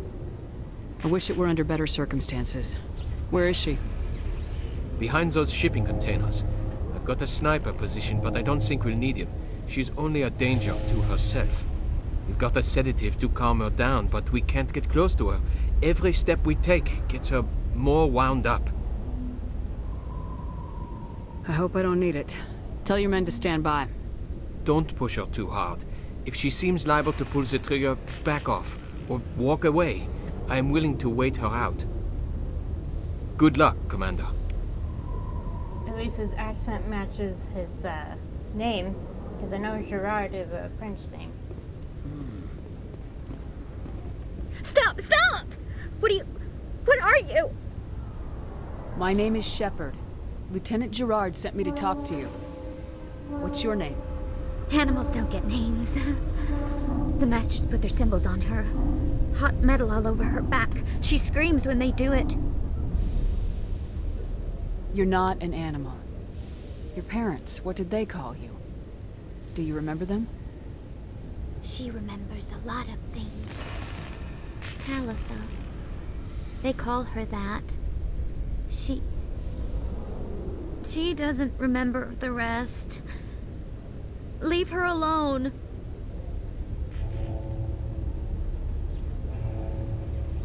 What happened to your parents? She sees them. They're yelling, "Run! Hide!" They hit the Masters. But the Masters, they have lights and hoses. Daddy's... he's melting! Shh! She doesn't want to see that! Don't make her look! Don't look! Stupid! Stupid! I know it hurts, Talitha. I'm sorry. But you need to deal with this. What happened to them? Think. When she thinks, water comes out of her eyes. The Masters beat her when she wastes water. So she doesn't think anymore. She sees them. Mommy and Daddy. Burning in white light, melting, going to pieces. They can't even say anything to her. They're dead, Shepard. They try to save her and the Masters burn them. Can she stop remembering now, please?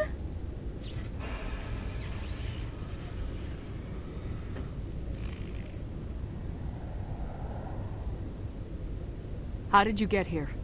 Did you escape? She can't escape. They have chains, wires, needles. You go too far, they take your brains away. Animals like her come. Animals with guns. They make the Masters explode. She tries to fix the Masters so they won't be mad at her. She puts all the reds and purples back in, but they don't move. The other animals take her. You were afraid. All you'd known for 13 years was the Master's abuse. So you tried to heal them. She doesn't want to see other animals. They're not real. They can't be real. They can't see her.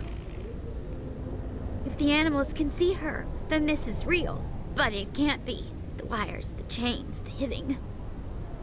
This doesn't happen to her. It's another girl. A dirty girl. Stupid girl. She deserves it.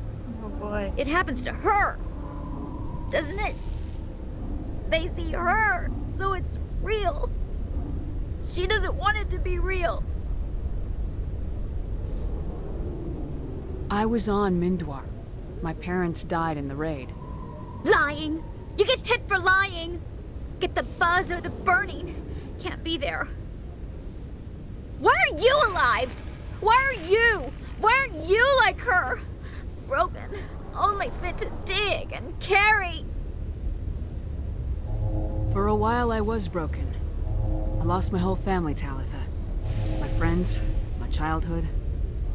I had to pull myself up and keep going. You lose your mommy and daddy, but you don't dig, you don't carry. You stand up. She wishes she could stand up. What's the last thing you remember from Mindoir? Fires. Smells of smoke and burning meat. Animals screaming as the masters cage them. As they put the metal to their backs. Put the wires in their brains. She pretends to be dead. If she's dead, she can't work. But they know. She hopes they'll leave. But they put her in the pen. She didn't fight. She was already broken when they put the wires in. Talitha, you were what, 6 years old? No one blames you for staying quiet and hoping they'd go away. The only person blaming you is you. She wants to believe that. She wants to believe nothing would change. She doesn't want to be there anymore. In the pen, in the cages, lying quiet while they do things to her. I'm gonna take a step towards you now, okay?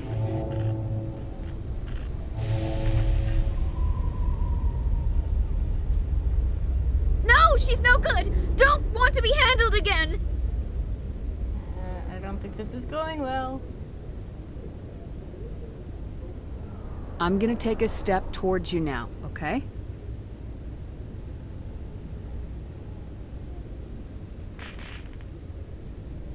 She doesn't want... Don't touch her! Okay. Probably should have done this differently, but... I'm gonna take a step towards you now, okay?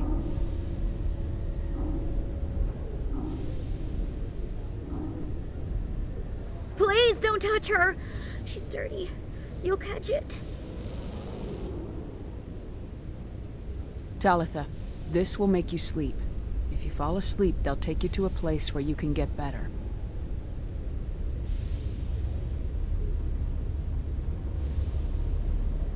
Will she have bad dreams? I'm not gonna lie to you. I just don't know. She'd like that. It hurts when she... When I remember... me. But she wants to remember. Oof. Okay. Woo! Oh my gosh. Wow. That was nerve-wracking. Is it over, Commander? She took the sedative. She wants to get better, Lieutenant. Thanks, Commander. That means a lot. I didn't want to hurt her. It's just... when I see her curled into a ball and shivering... She was only 6 when they took her. Why the hell are we out here if we can't even keep one little girl safe? Yeah, that was very nerve-wracking. Thank you, Say. Bad things happen to good people, Lieutenant. That's why you and I are here. Don't wring your hands over her. Help her. Yes. Yes, ma'am. Thanks for your help, Commander. We are taking her to a counseling center. They'll help her get better. Oh, okay. I can breathe now.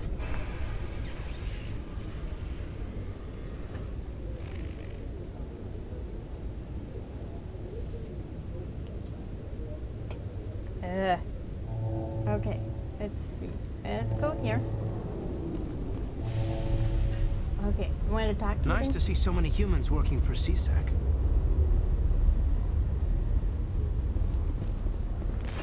Coming up in a report later today, Emily Wong investigates corruption on the Citadel and uncovers a full-blown crime syndicate. I think we helped her with that.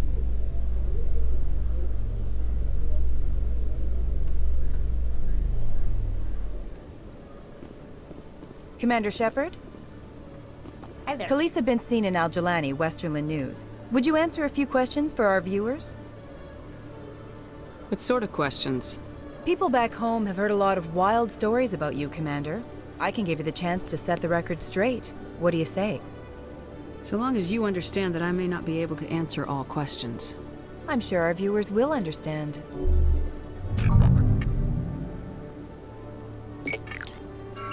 Humans have been trying to get the respect of the galactic community for 26 years. With that in mind, what are your feelings on being the first human Spectre? The Spectres represent the best of every species in the galaxy. To be asked to join them is an honor. Some have said your appointment is the Citadel throwing humans a bone. Have you encountered any situations where the Citadel asked you to place its needs before the needs of Earth? The Council is concerned with the needs of the whole galactic community. We're part of that community now. Our needs are on their agenda, but we're one of many. You really do believe that, don't you? You've been given command of an advanced human warship for your missions. Is there anything you'd like to say about it? Many details are still classified, I'm afraid. I can tell you she's a fine ship and has the best crew I've ever served with. Some members of that crew are aliens, as I recall. Do you think it was appropriate to hand Earth's most advanced warship over to the Citadel? Time to shut you up. I wasn't aware it had been handed over to anyone. I'm in command, and last I checked, I'm human. Same goes for my crew. Human, yes, but you do work for the Citadel now, Commander. One last question, Commander. Rumors back home say you're tracking a rogue Spectre named Saren. Do you have any comment on that? I'm afraid I can't comment on whatever my current assignment may or may not be. Don't worry, we'll find out. The eyes of Earth are on you. Don't let us down. Thank you for your time, Commander Shepard.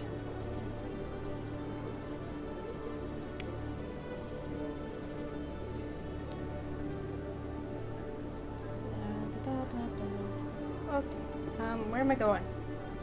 I have no idea. Docking bay. Oh, I could have just gone forward. Alright. No, it was behind me. I'm fine. Let's keep going this way. I'm surprised you're willing to fight Krogan, Rex. I thought you'd stand with your own. Anyone who fights us is either stupid or on Saren's payroll. Killing the latter is business. Killing the former is a favor to the universe.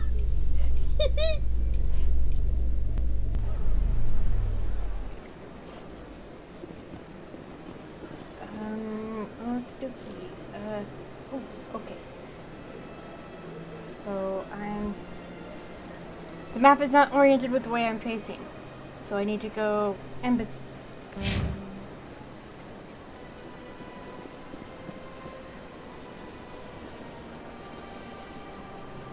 Oh, right. Okay.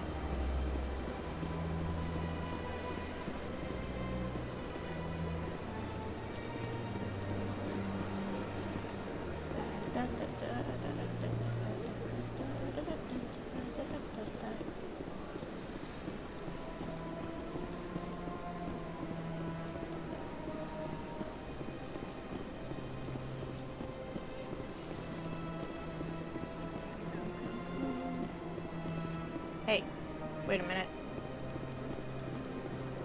How do I actually get in there? Let's go that way. Okay.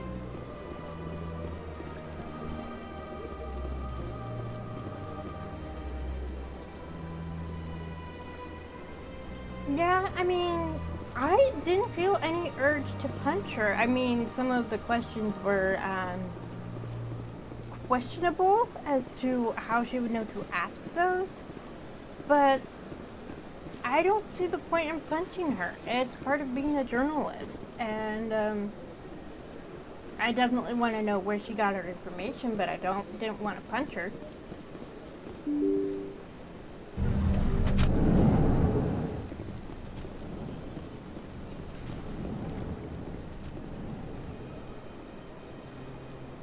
Let's see a second. This is where I need to go. Okay. Nasana, I think that's who I need to talk to. Commander Shepard, I am Nasana Dantius. I see you got my message. It sounded like you needed some help. I do. My sister Dahlia is a crewman on the cargo vessel operating out beyond the fringes of the Traverse. Her ship was attacked by privateers. There were no reported survivors.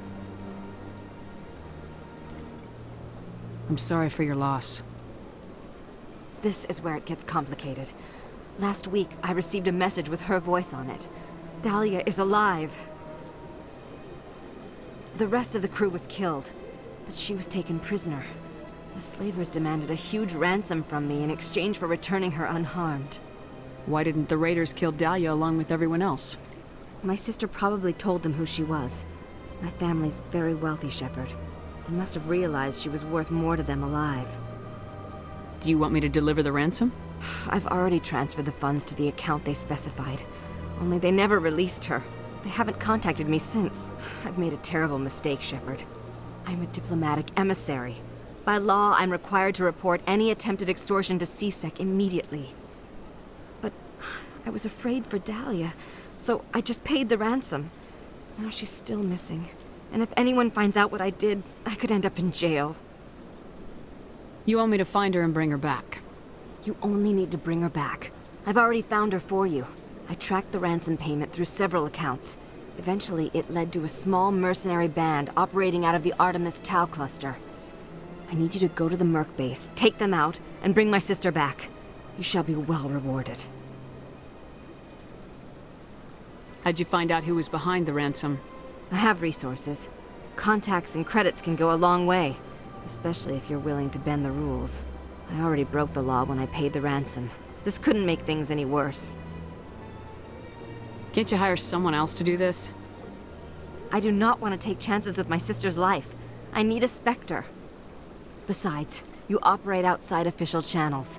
My superiors cannot find out I never reported the ransom in the first place. Anything you can tell me about the mercs who have your sister? Pretty much what you'd expect. Rough, dangerous, and well-armed. Nothing a Spectre cannot handle, though. Don't worry. I'll bring your sister back. Thank you, Shepard. I knew you were the right woman for the job. Come back and see me when the job is done.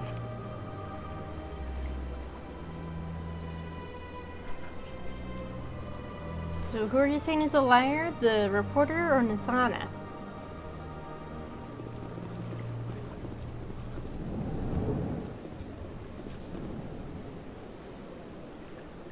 Besides, if she needed a Spectre, why would she need Shepard specifically? Don't the Asari have their own Spectres?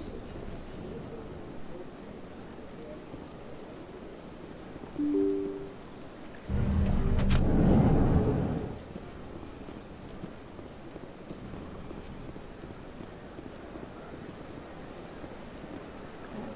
I have anything else to do on the Citadel?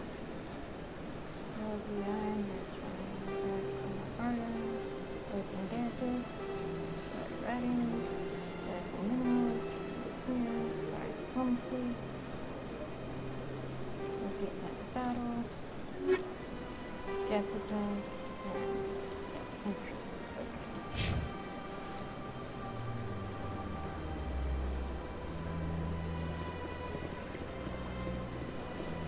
I mean, everything else goes tits up, why wouldn't this too?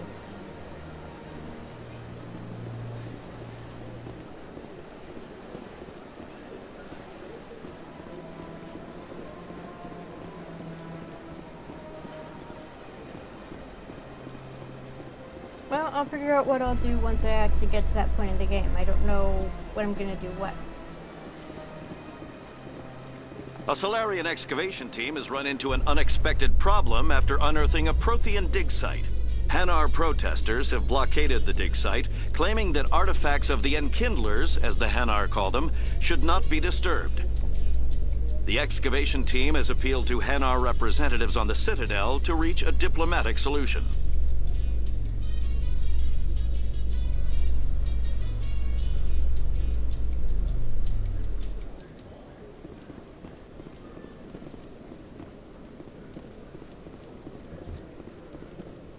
Binary Helix has settled out of court with a Krogan group that had accused the Genetics Corporation of fraud. The Krogan group had contracted Binary Helix to perform studies with a long-range goal of curing their genetic sterilization.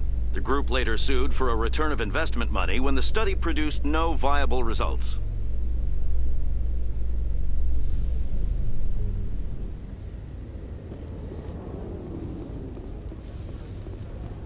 Huh.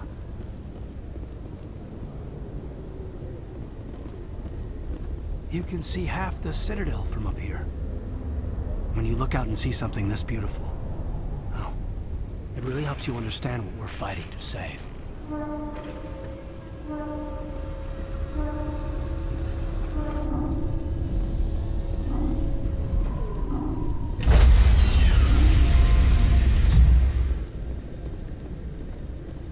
Stand by, shore party.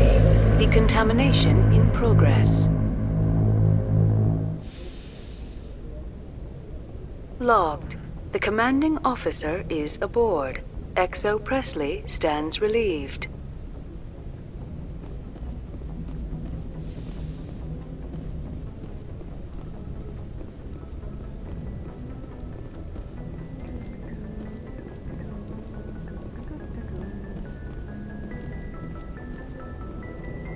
Message coming in. Patching it through.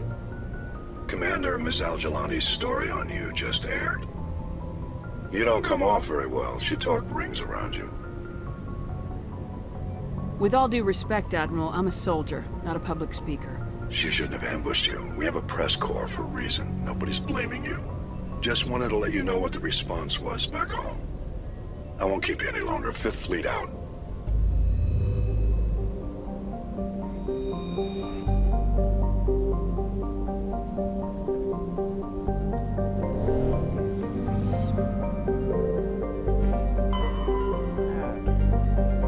Wait, Widow? There's still something I need to do on the Citadel?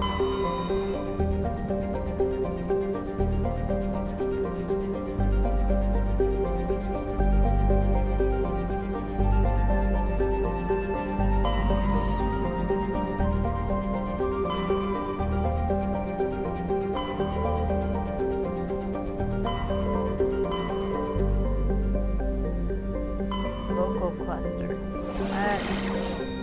Oh. I don't think I need to investigate, but why not? Why the hell not? Let's go to our home cluster.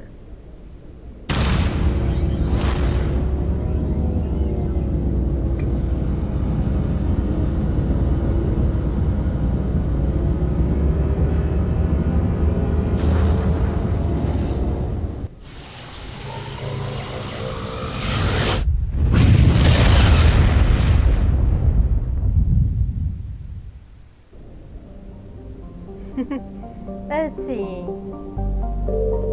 What do they say about Mercury? A handful of solar power stations exist on peaks of eternal light at the north and south poles of Mercury. Difficulties imposed by the planet's proximity to the sun and high orbital velocity have limited development. Of course.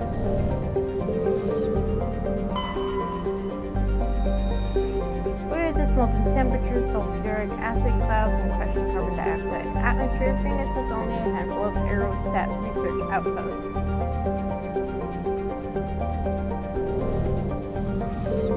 Earth. For detailed information, please refer to the Standard Issue Alliance Galactic Codex. Earth orbit is riddled with debris generated by bootstrap space development. Use of kinetic barriers is recommended at altitudes over 85 kilometers.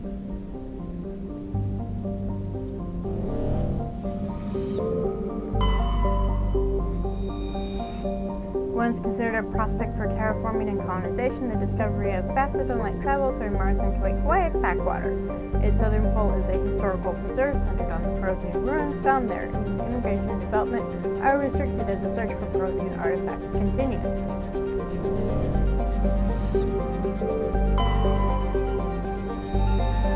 Jupiter's deep gravity well and lethal radiation have kept its moons from being significantly exploited. The largest outpost is Binary Helix Corporation's Nautilus facility attached to the underside of Europa's ice sheet.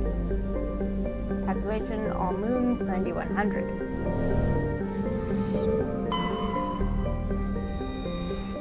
Saturn has been a major source of helium-3 fuel for fusion plants since the 2150s. The moon of Titan is mined for hydrocarbons and used as a hostile environment training facility for Alliance Marines.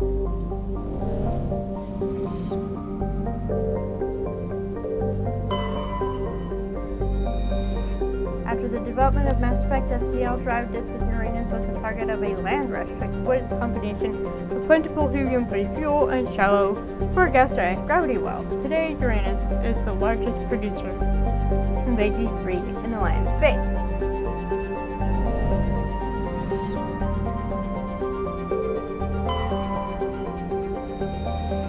Though Neptune, like Uranus, has plentiful helium, its remoteness has made it an unpromising target for mining before development of Mass Effect drive. With Uranus cheaper to exploit, it has never seen extensive development. The only permanent human presence is a small research facility on Triton. Okay, so there's Pluto. Pluto is one of Sol's numerous ice-dwarf worlds. It is mainly of note for being the gravitational anchor for the Prothean mass relay to Arcturus. Pluto and the Charon relay, formerly encased in ice, considered a moon, orbit each other. Pluto's orbit was circularized in 2157 as a side effect of the Charon mass relay recovery operations.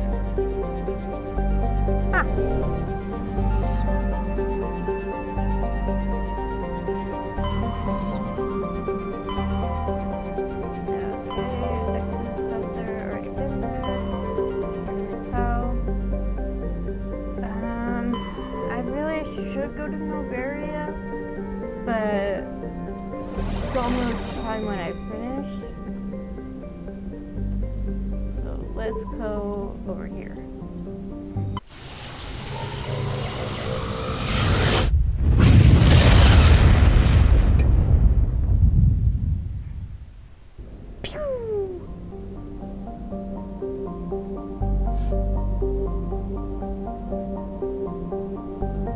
I need to go to Earth's only moon. Oh, okay. I'll keep that in mind. Shrouded by a thick atmosphere of complex hydrocarbons, Unthorl has never been fully mapped. The surface is hot and completely covered by a global ocean of liquid hydrocarbons. There are indications of primitive organic life developing deep within the global ocean. Hang on, there's something noisy going on outside my window.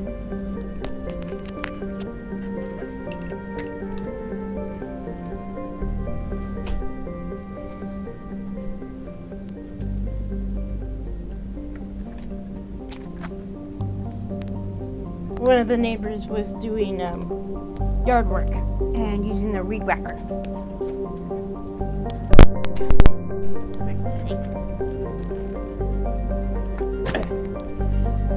Rolled over my headphone cord. Survey.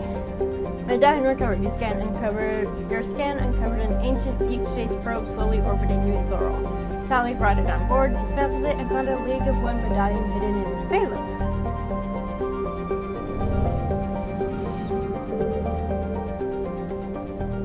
Zawin.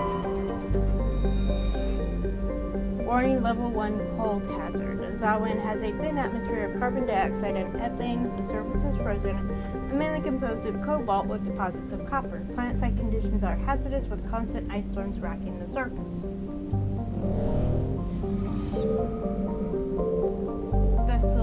Vesselcon. Standard hydrogen helium gas giant Vesselcon's atmosphere is tinted blue by trace quantities of methane.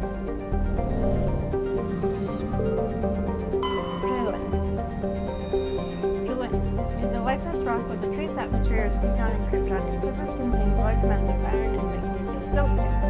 Due to heavily cratered terrain, starships are discouraged from landing. Its land religious cult claims that a certain pattern of overlapping craters in the southern hemisphere resembles that goddess. Interesting.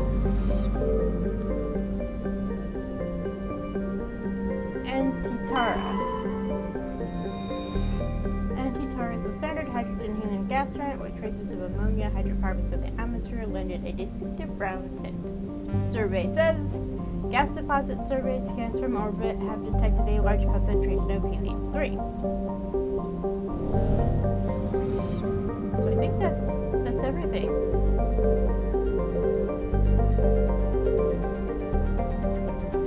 Yep, that's everything here. So, I need to go to Earth's moon.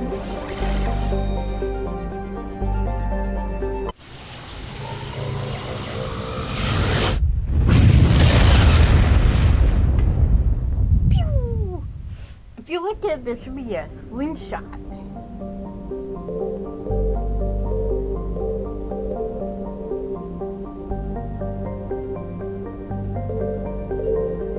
Oh, missed that. An early source of helium-3, Luna is now mined for materials used in space habitat construction. 2 dozen major stations have been constructed at Earth's L4 and L5 branch points, all from lunar resources.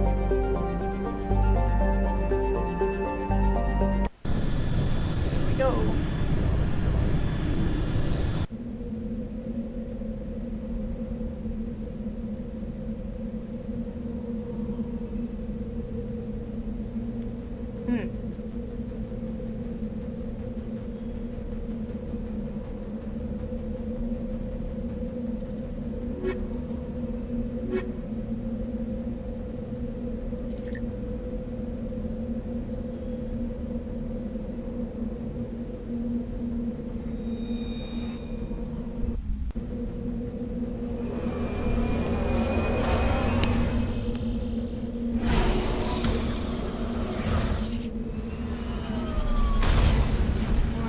I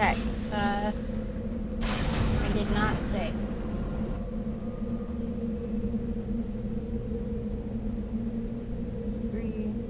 Mako, that's me. Alliance training ground.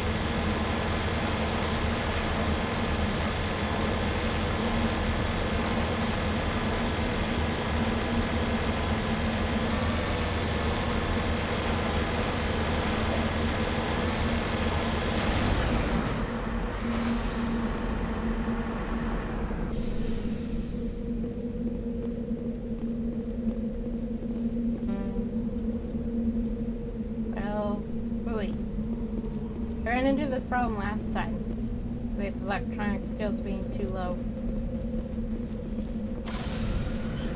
So yeah, let's return to Normandy. I'm sorry, Garrus.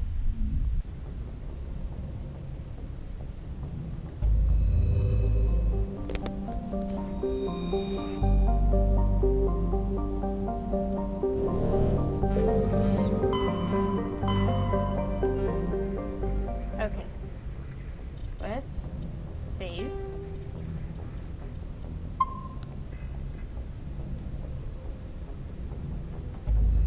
I am really bad about saving, because I'm used to games where it's done automatically. Okay, Fiora and Tally.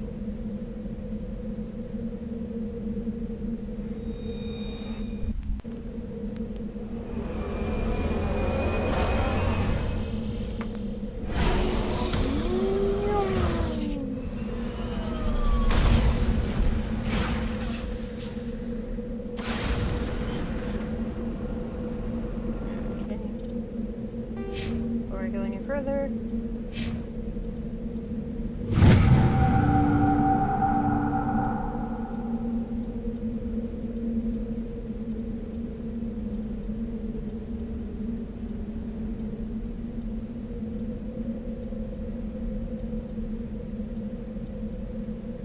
Okay.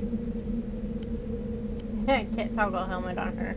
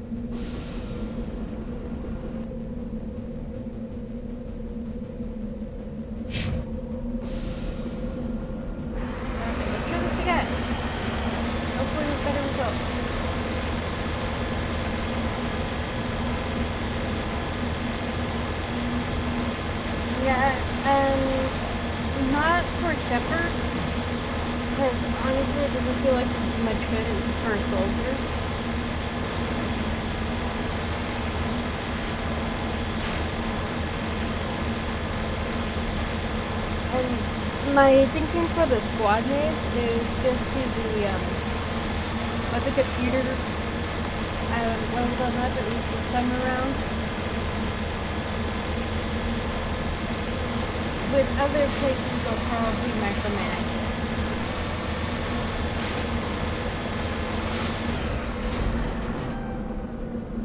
Redeploying.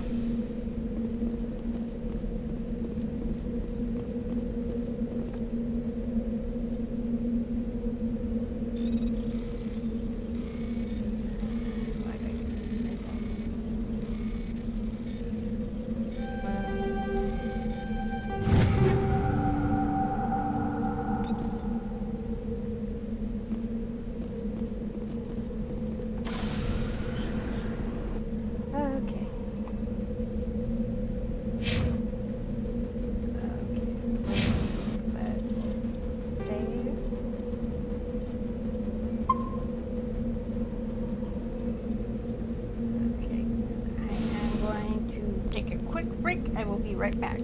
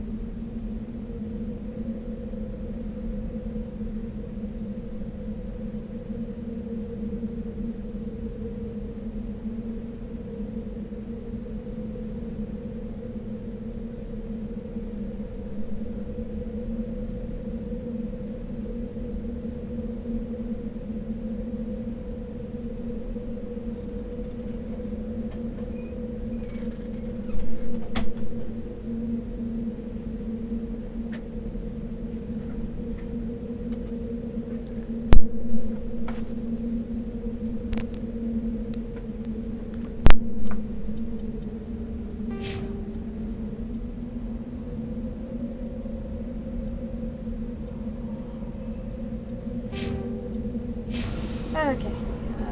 Right. That is, oh, wow. Nice. Whoops, yeah, this is right over the front.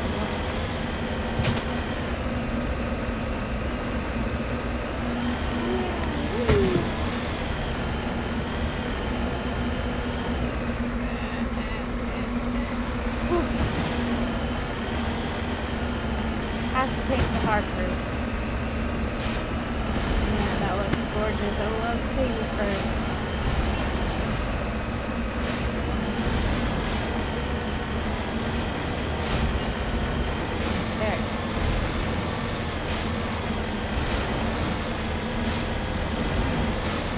goody.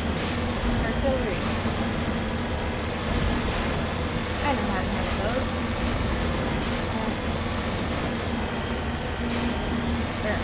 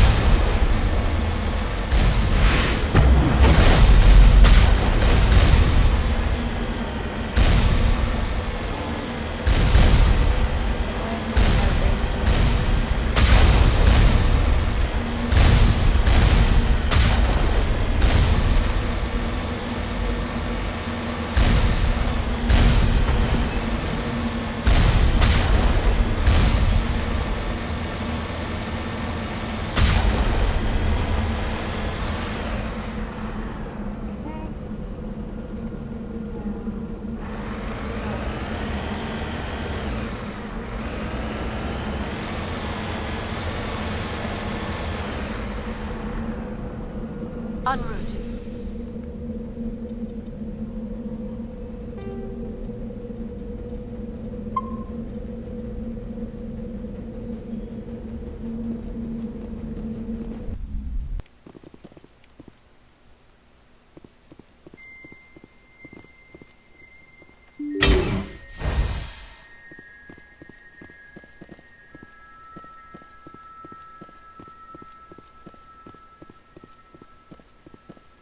Power junction. Okay.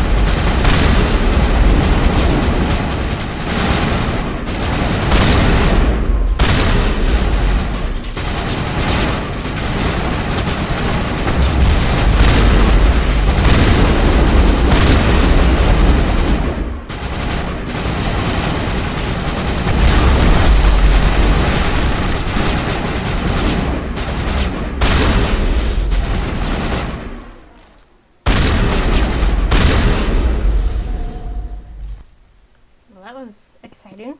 I think we're done here.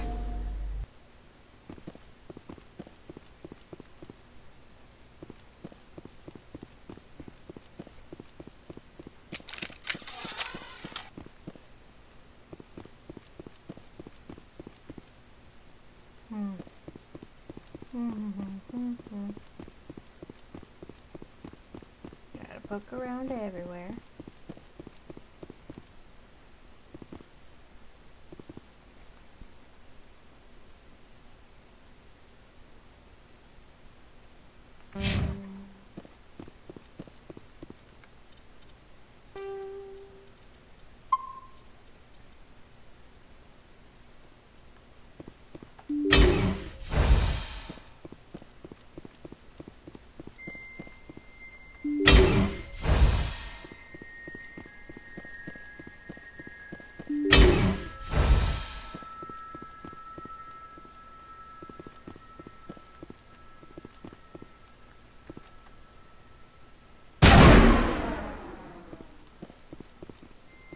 Okay, what am I supposed to do here?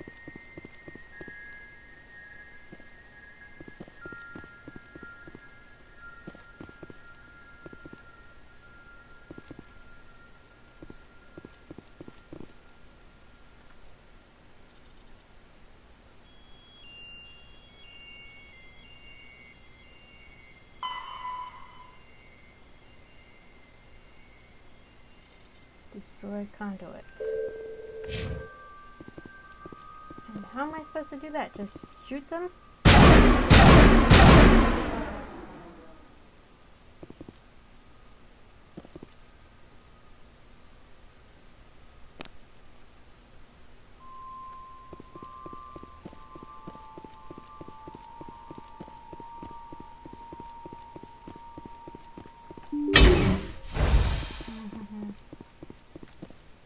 I just love the instruction there.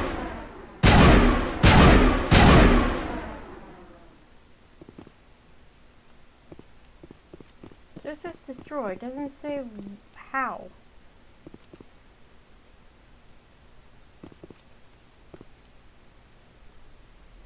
Here it comes!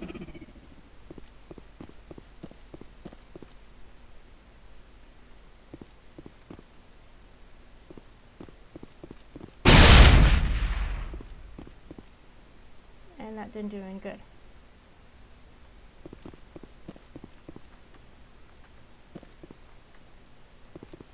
Okay.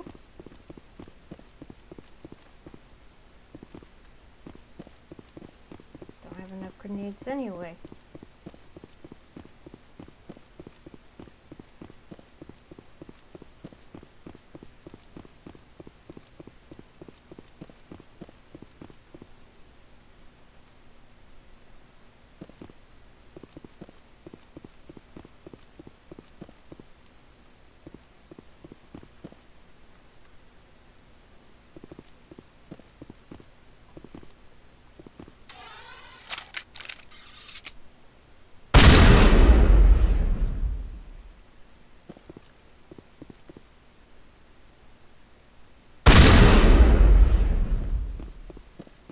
That's not doing any good.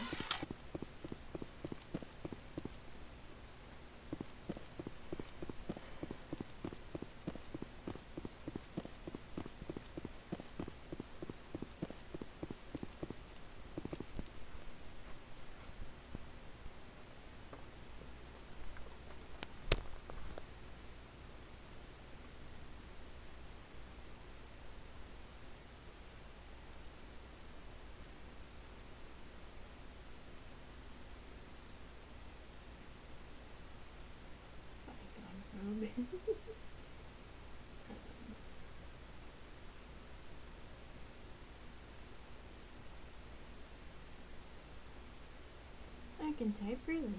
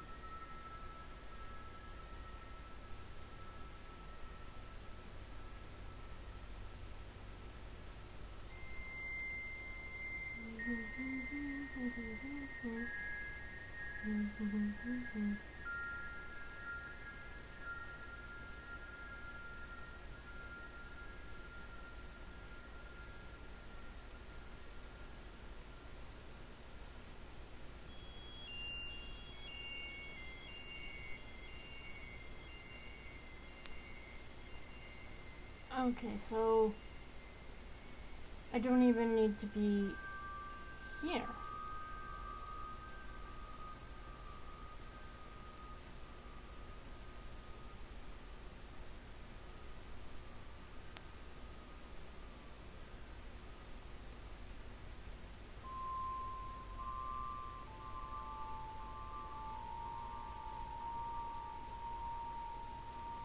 Okay, so I just gotta keep shooting them.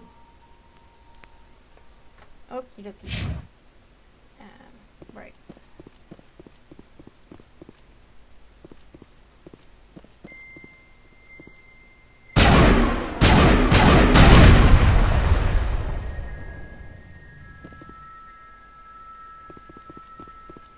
Think we're good, Commander?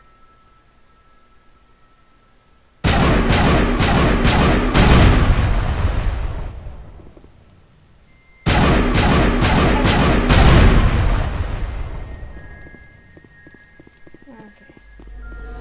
Come on, you two. Don't want to be too close.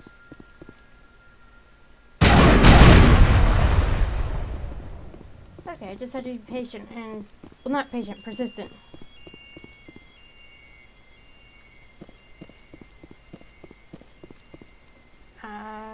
I don't know how I switched to another character.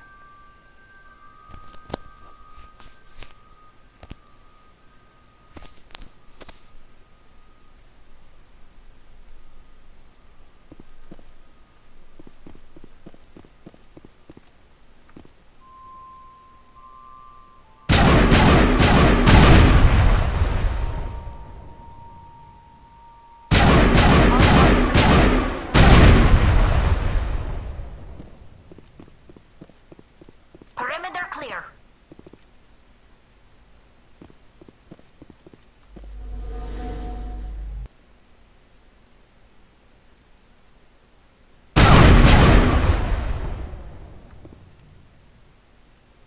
Area secured.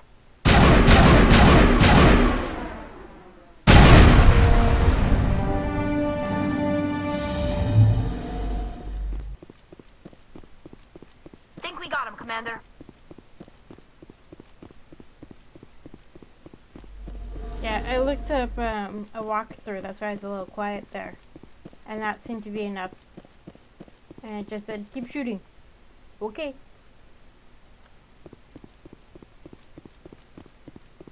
But I think it had to be in that specific little box, so...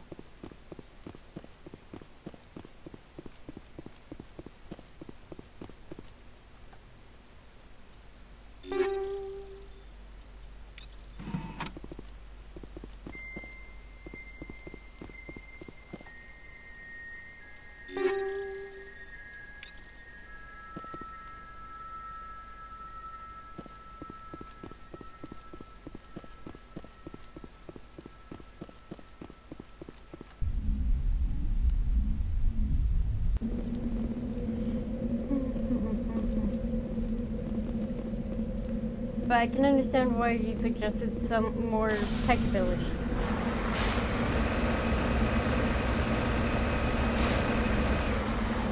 Heading out. Hostile contact.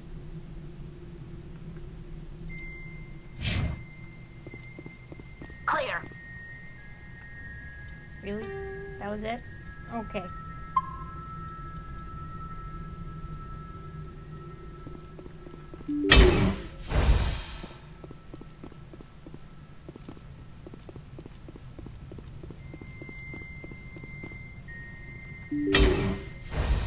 I think with the power junctions I would need someone with tech abilities to take it out.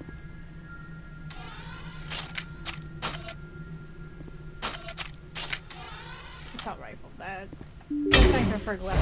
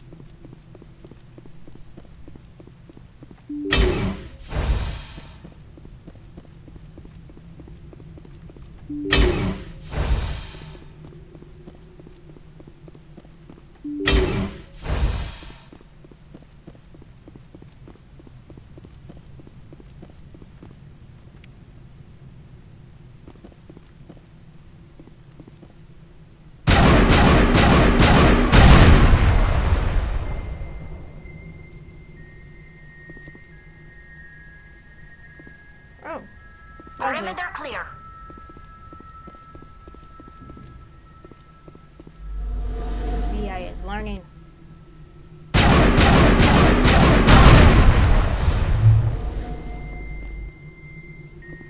All clear.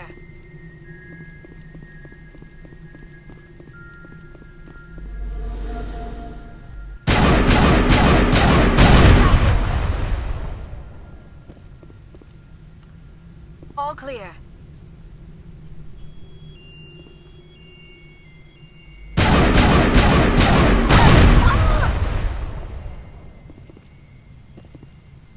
I think we're done here.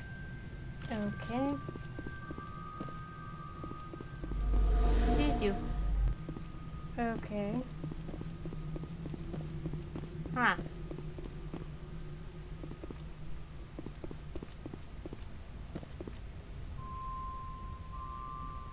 Now, how in the world do I get past this?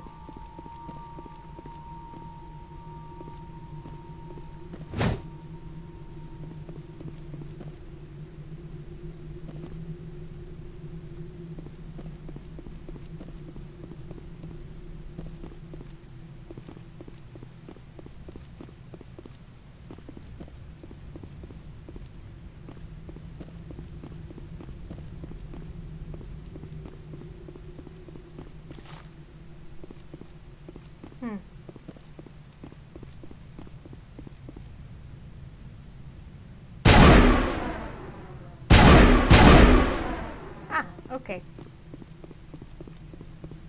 Yeah, I figured it out. Thanks for letting me know. I figured it out. Just shoot the damn thing.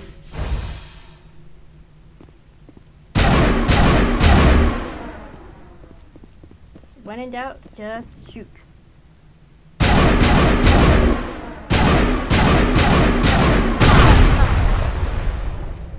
Sorry, ladies. Perimeter secured.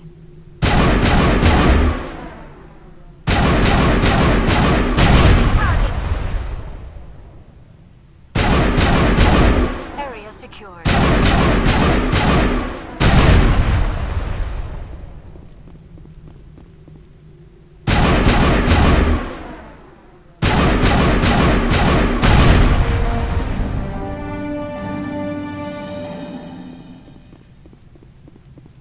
Perimeter clear.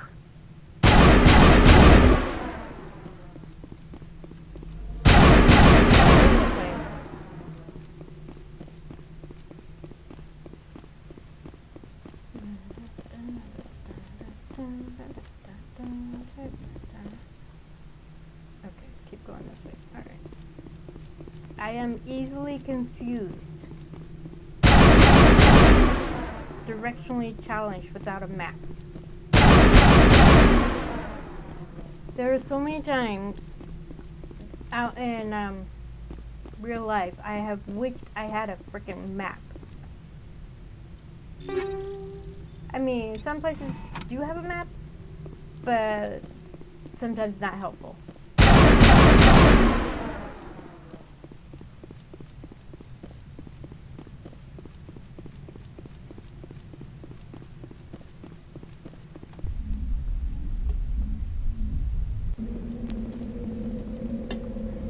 As annoying as the barriers were, it's cool because it shows that the VI was learning.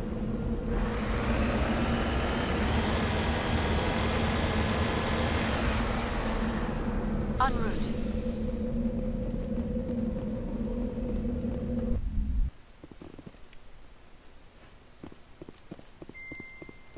Perimeter clear.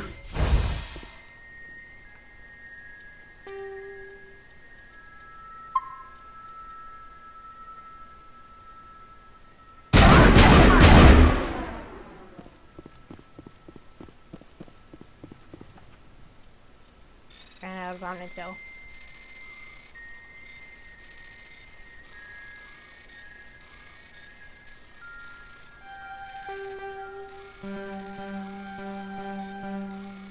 I'm really bad at these.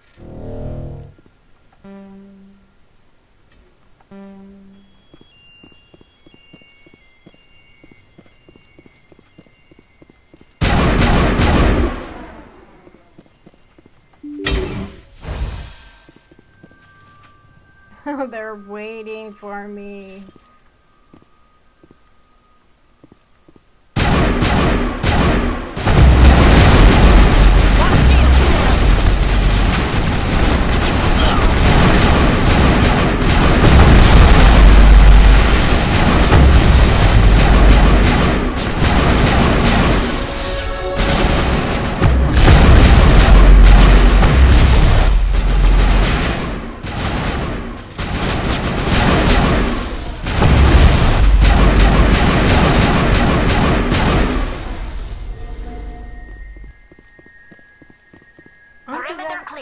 was easier than the other fights.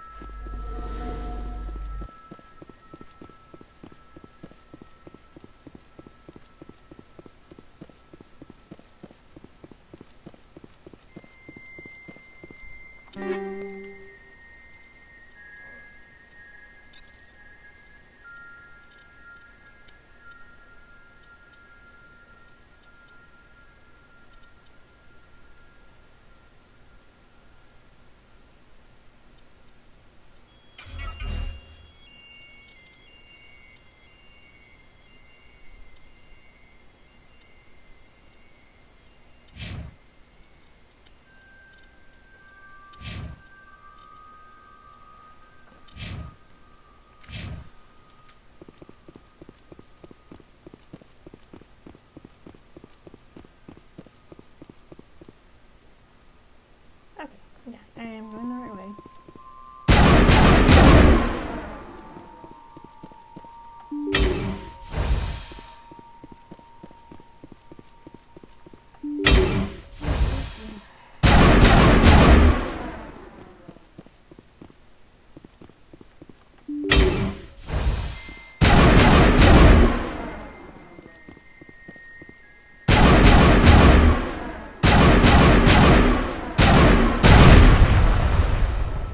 Oh, lovely.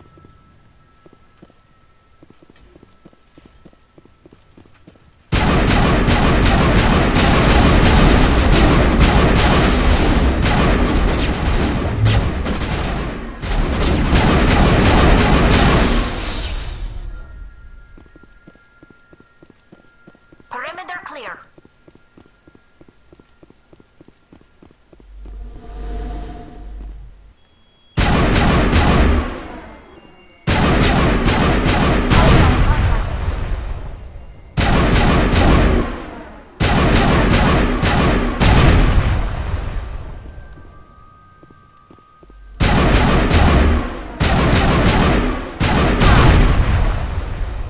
Sorry. Clear.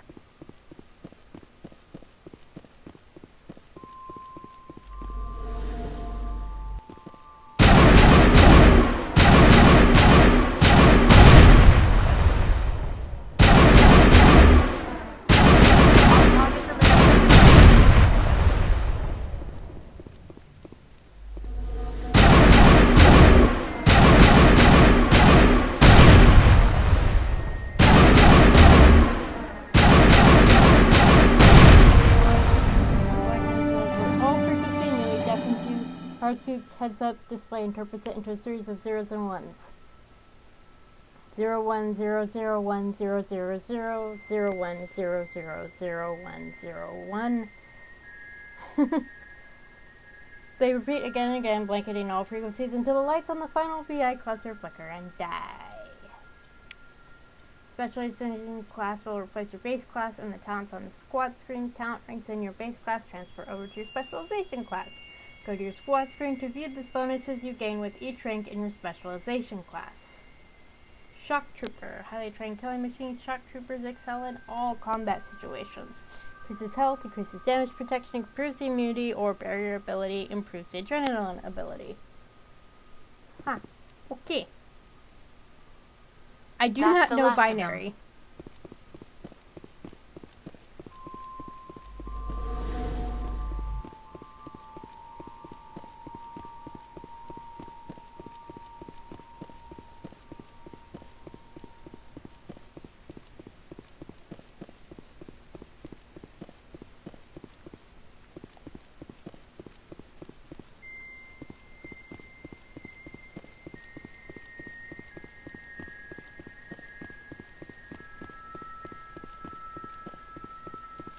And I tried decrypting this again? Or it's a different one. Okay, let's do this again.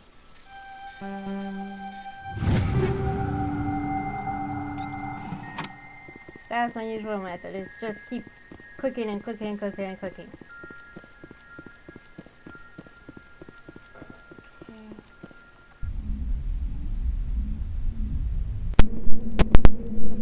Screen cap of that. Though I'm sure that it's translated somewhere.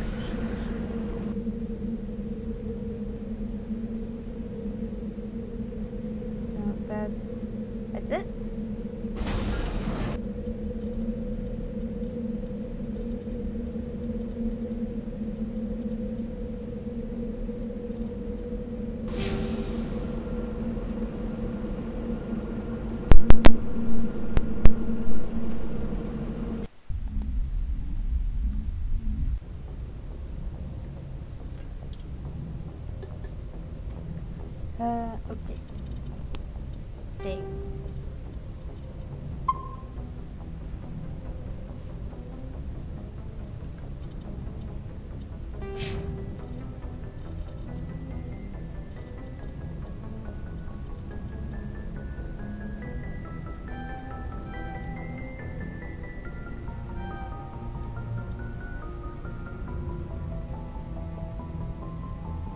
Rex's armor before going to Vermeer? Okay.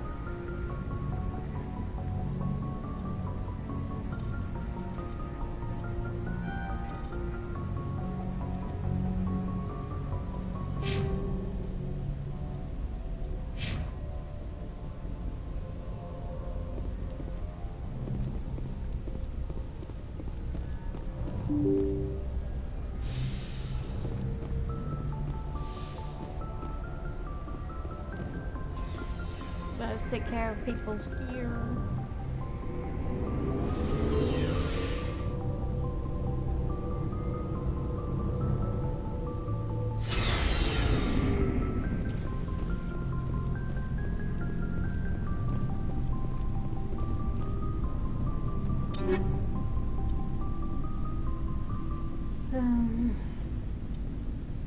Looks like Banshee isn't really an upgrade for her.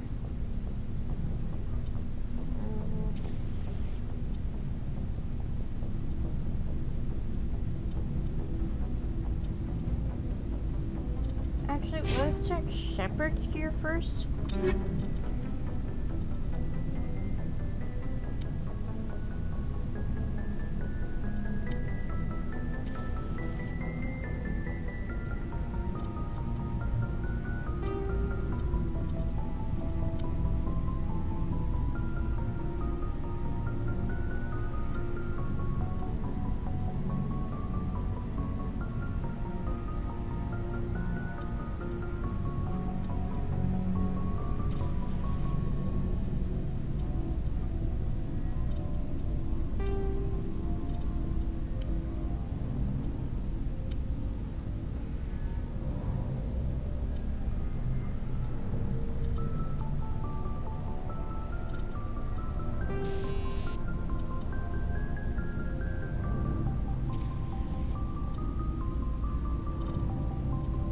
Completely forgot about mods.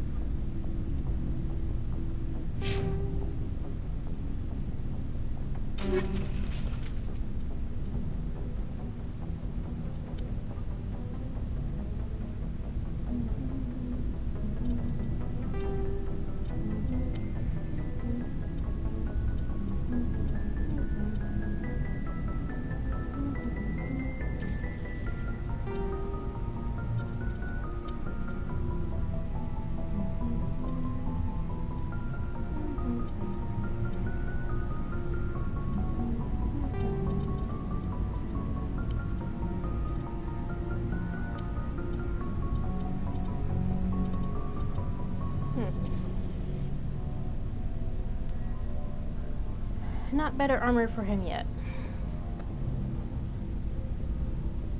I think I need to work on his... Did I level up his skills while I had him in my squad? I don't think so.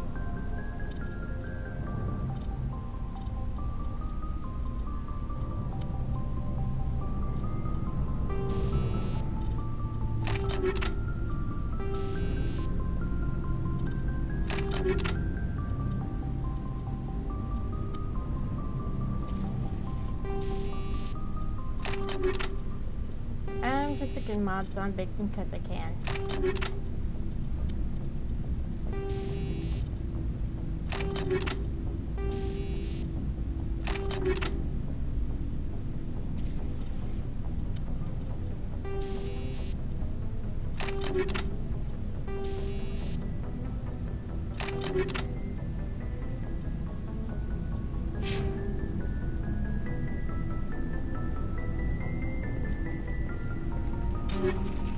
The best part of games like this, inventory management.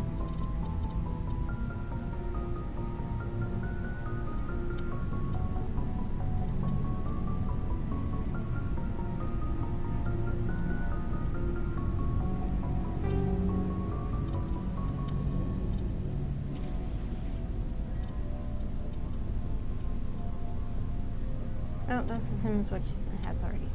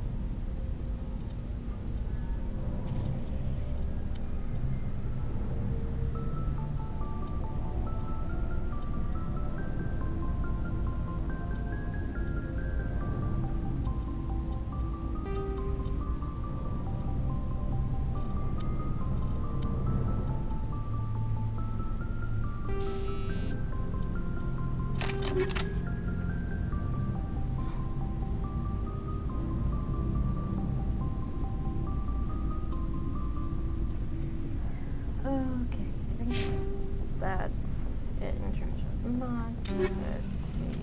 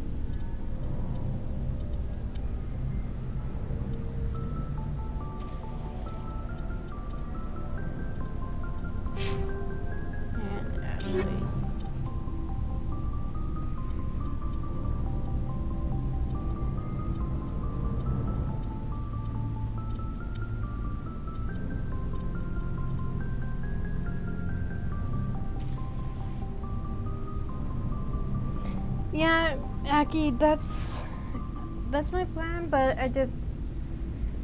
I like to at least have their gear up to date, even if I don't have their skills up to date. That way I can get rid of the really pathetic gear.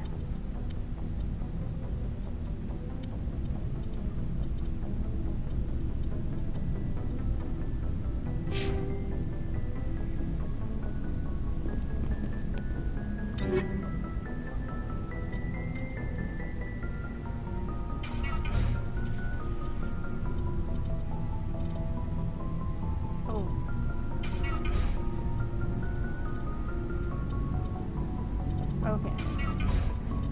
Well, this is annoying that I have to do it to each of them individually.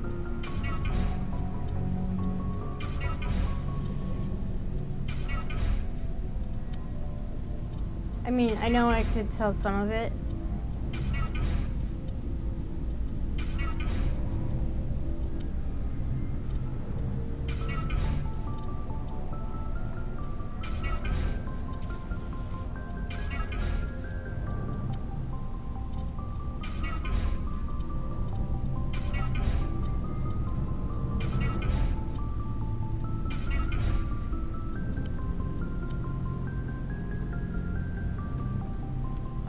Forgot to check Ashley's armor. That would be helpful, wouldn't it?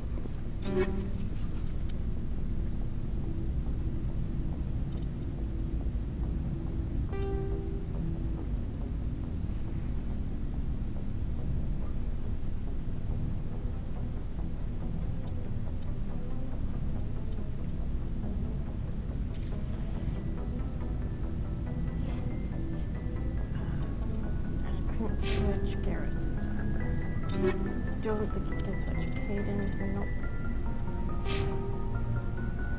Okay. Yeah. Alright.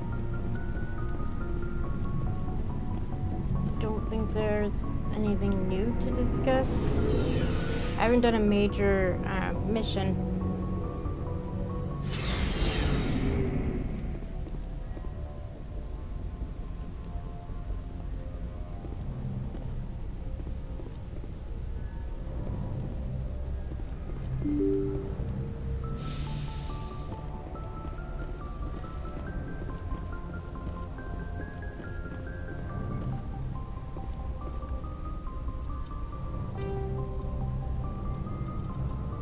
Okay, that's it.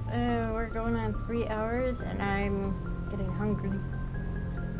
So I need a break. So that's it for today.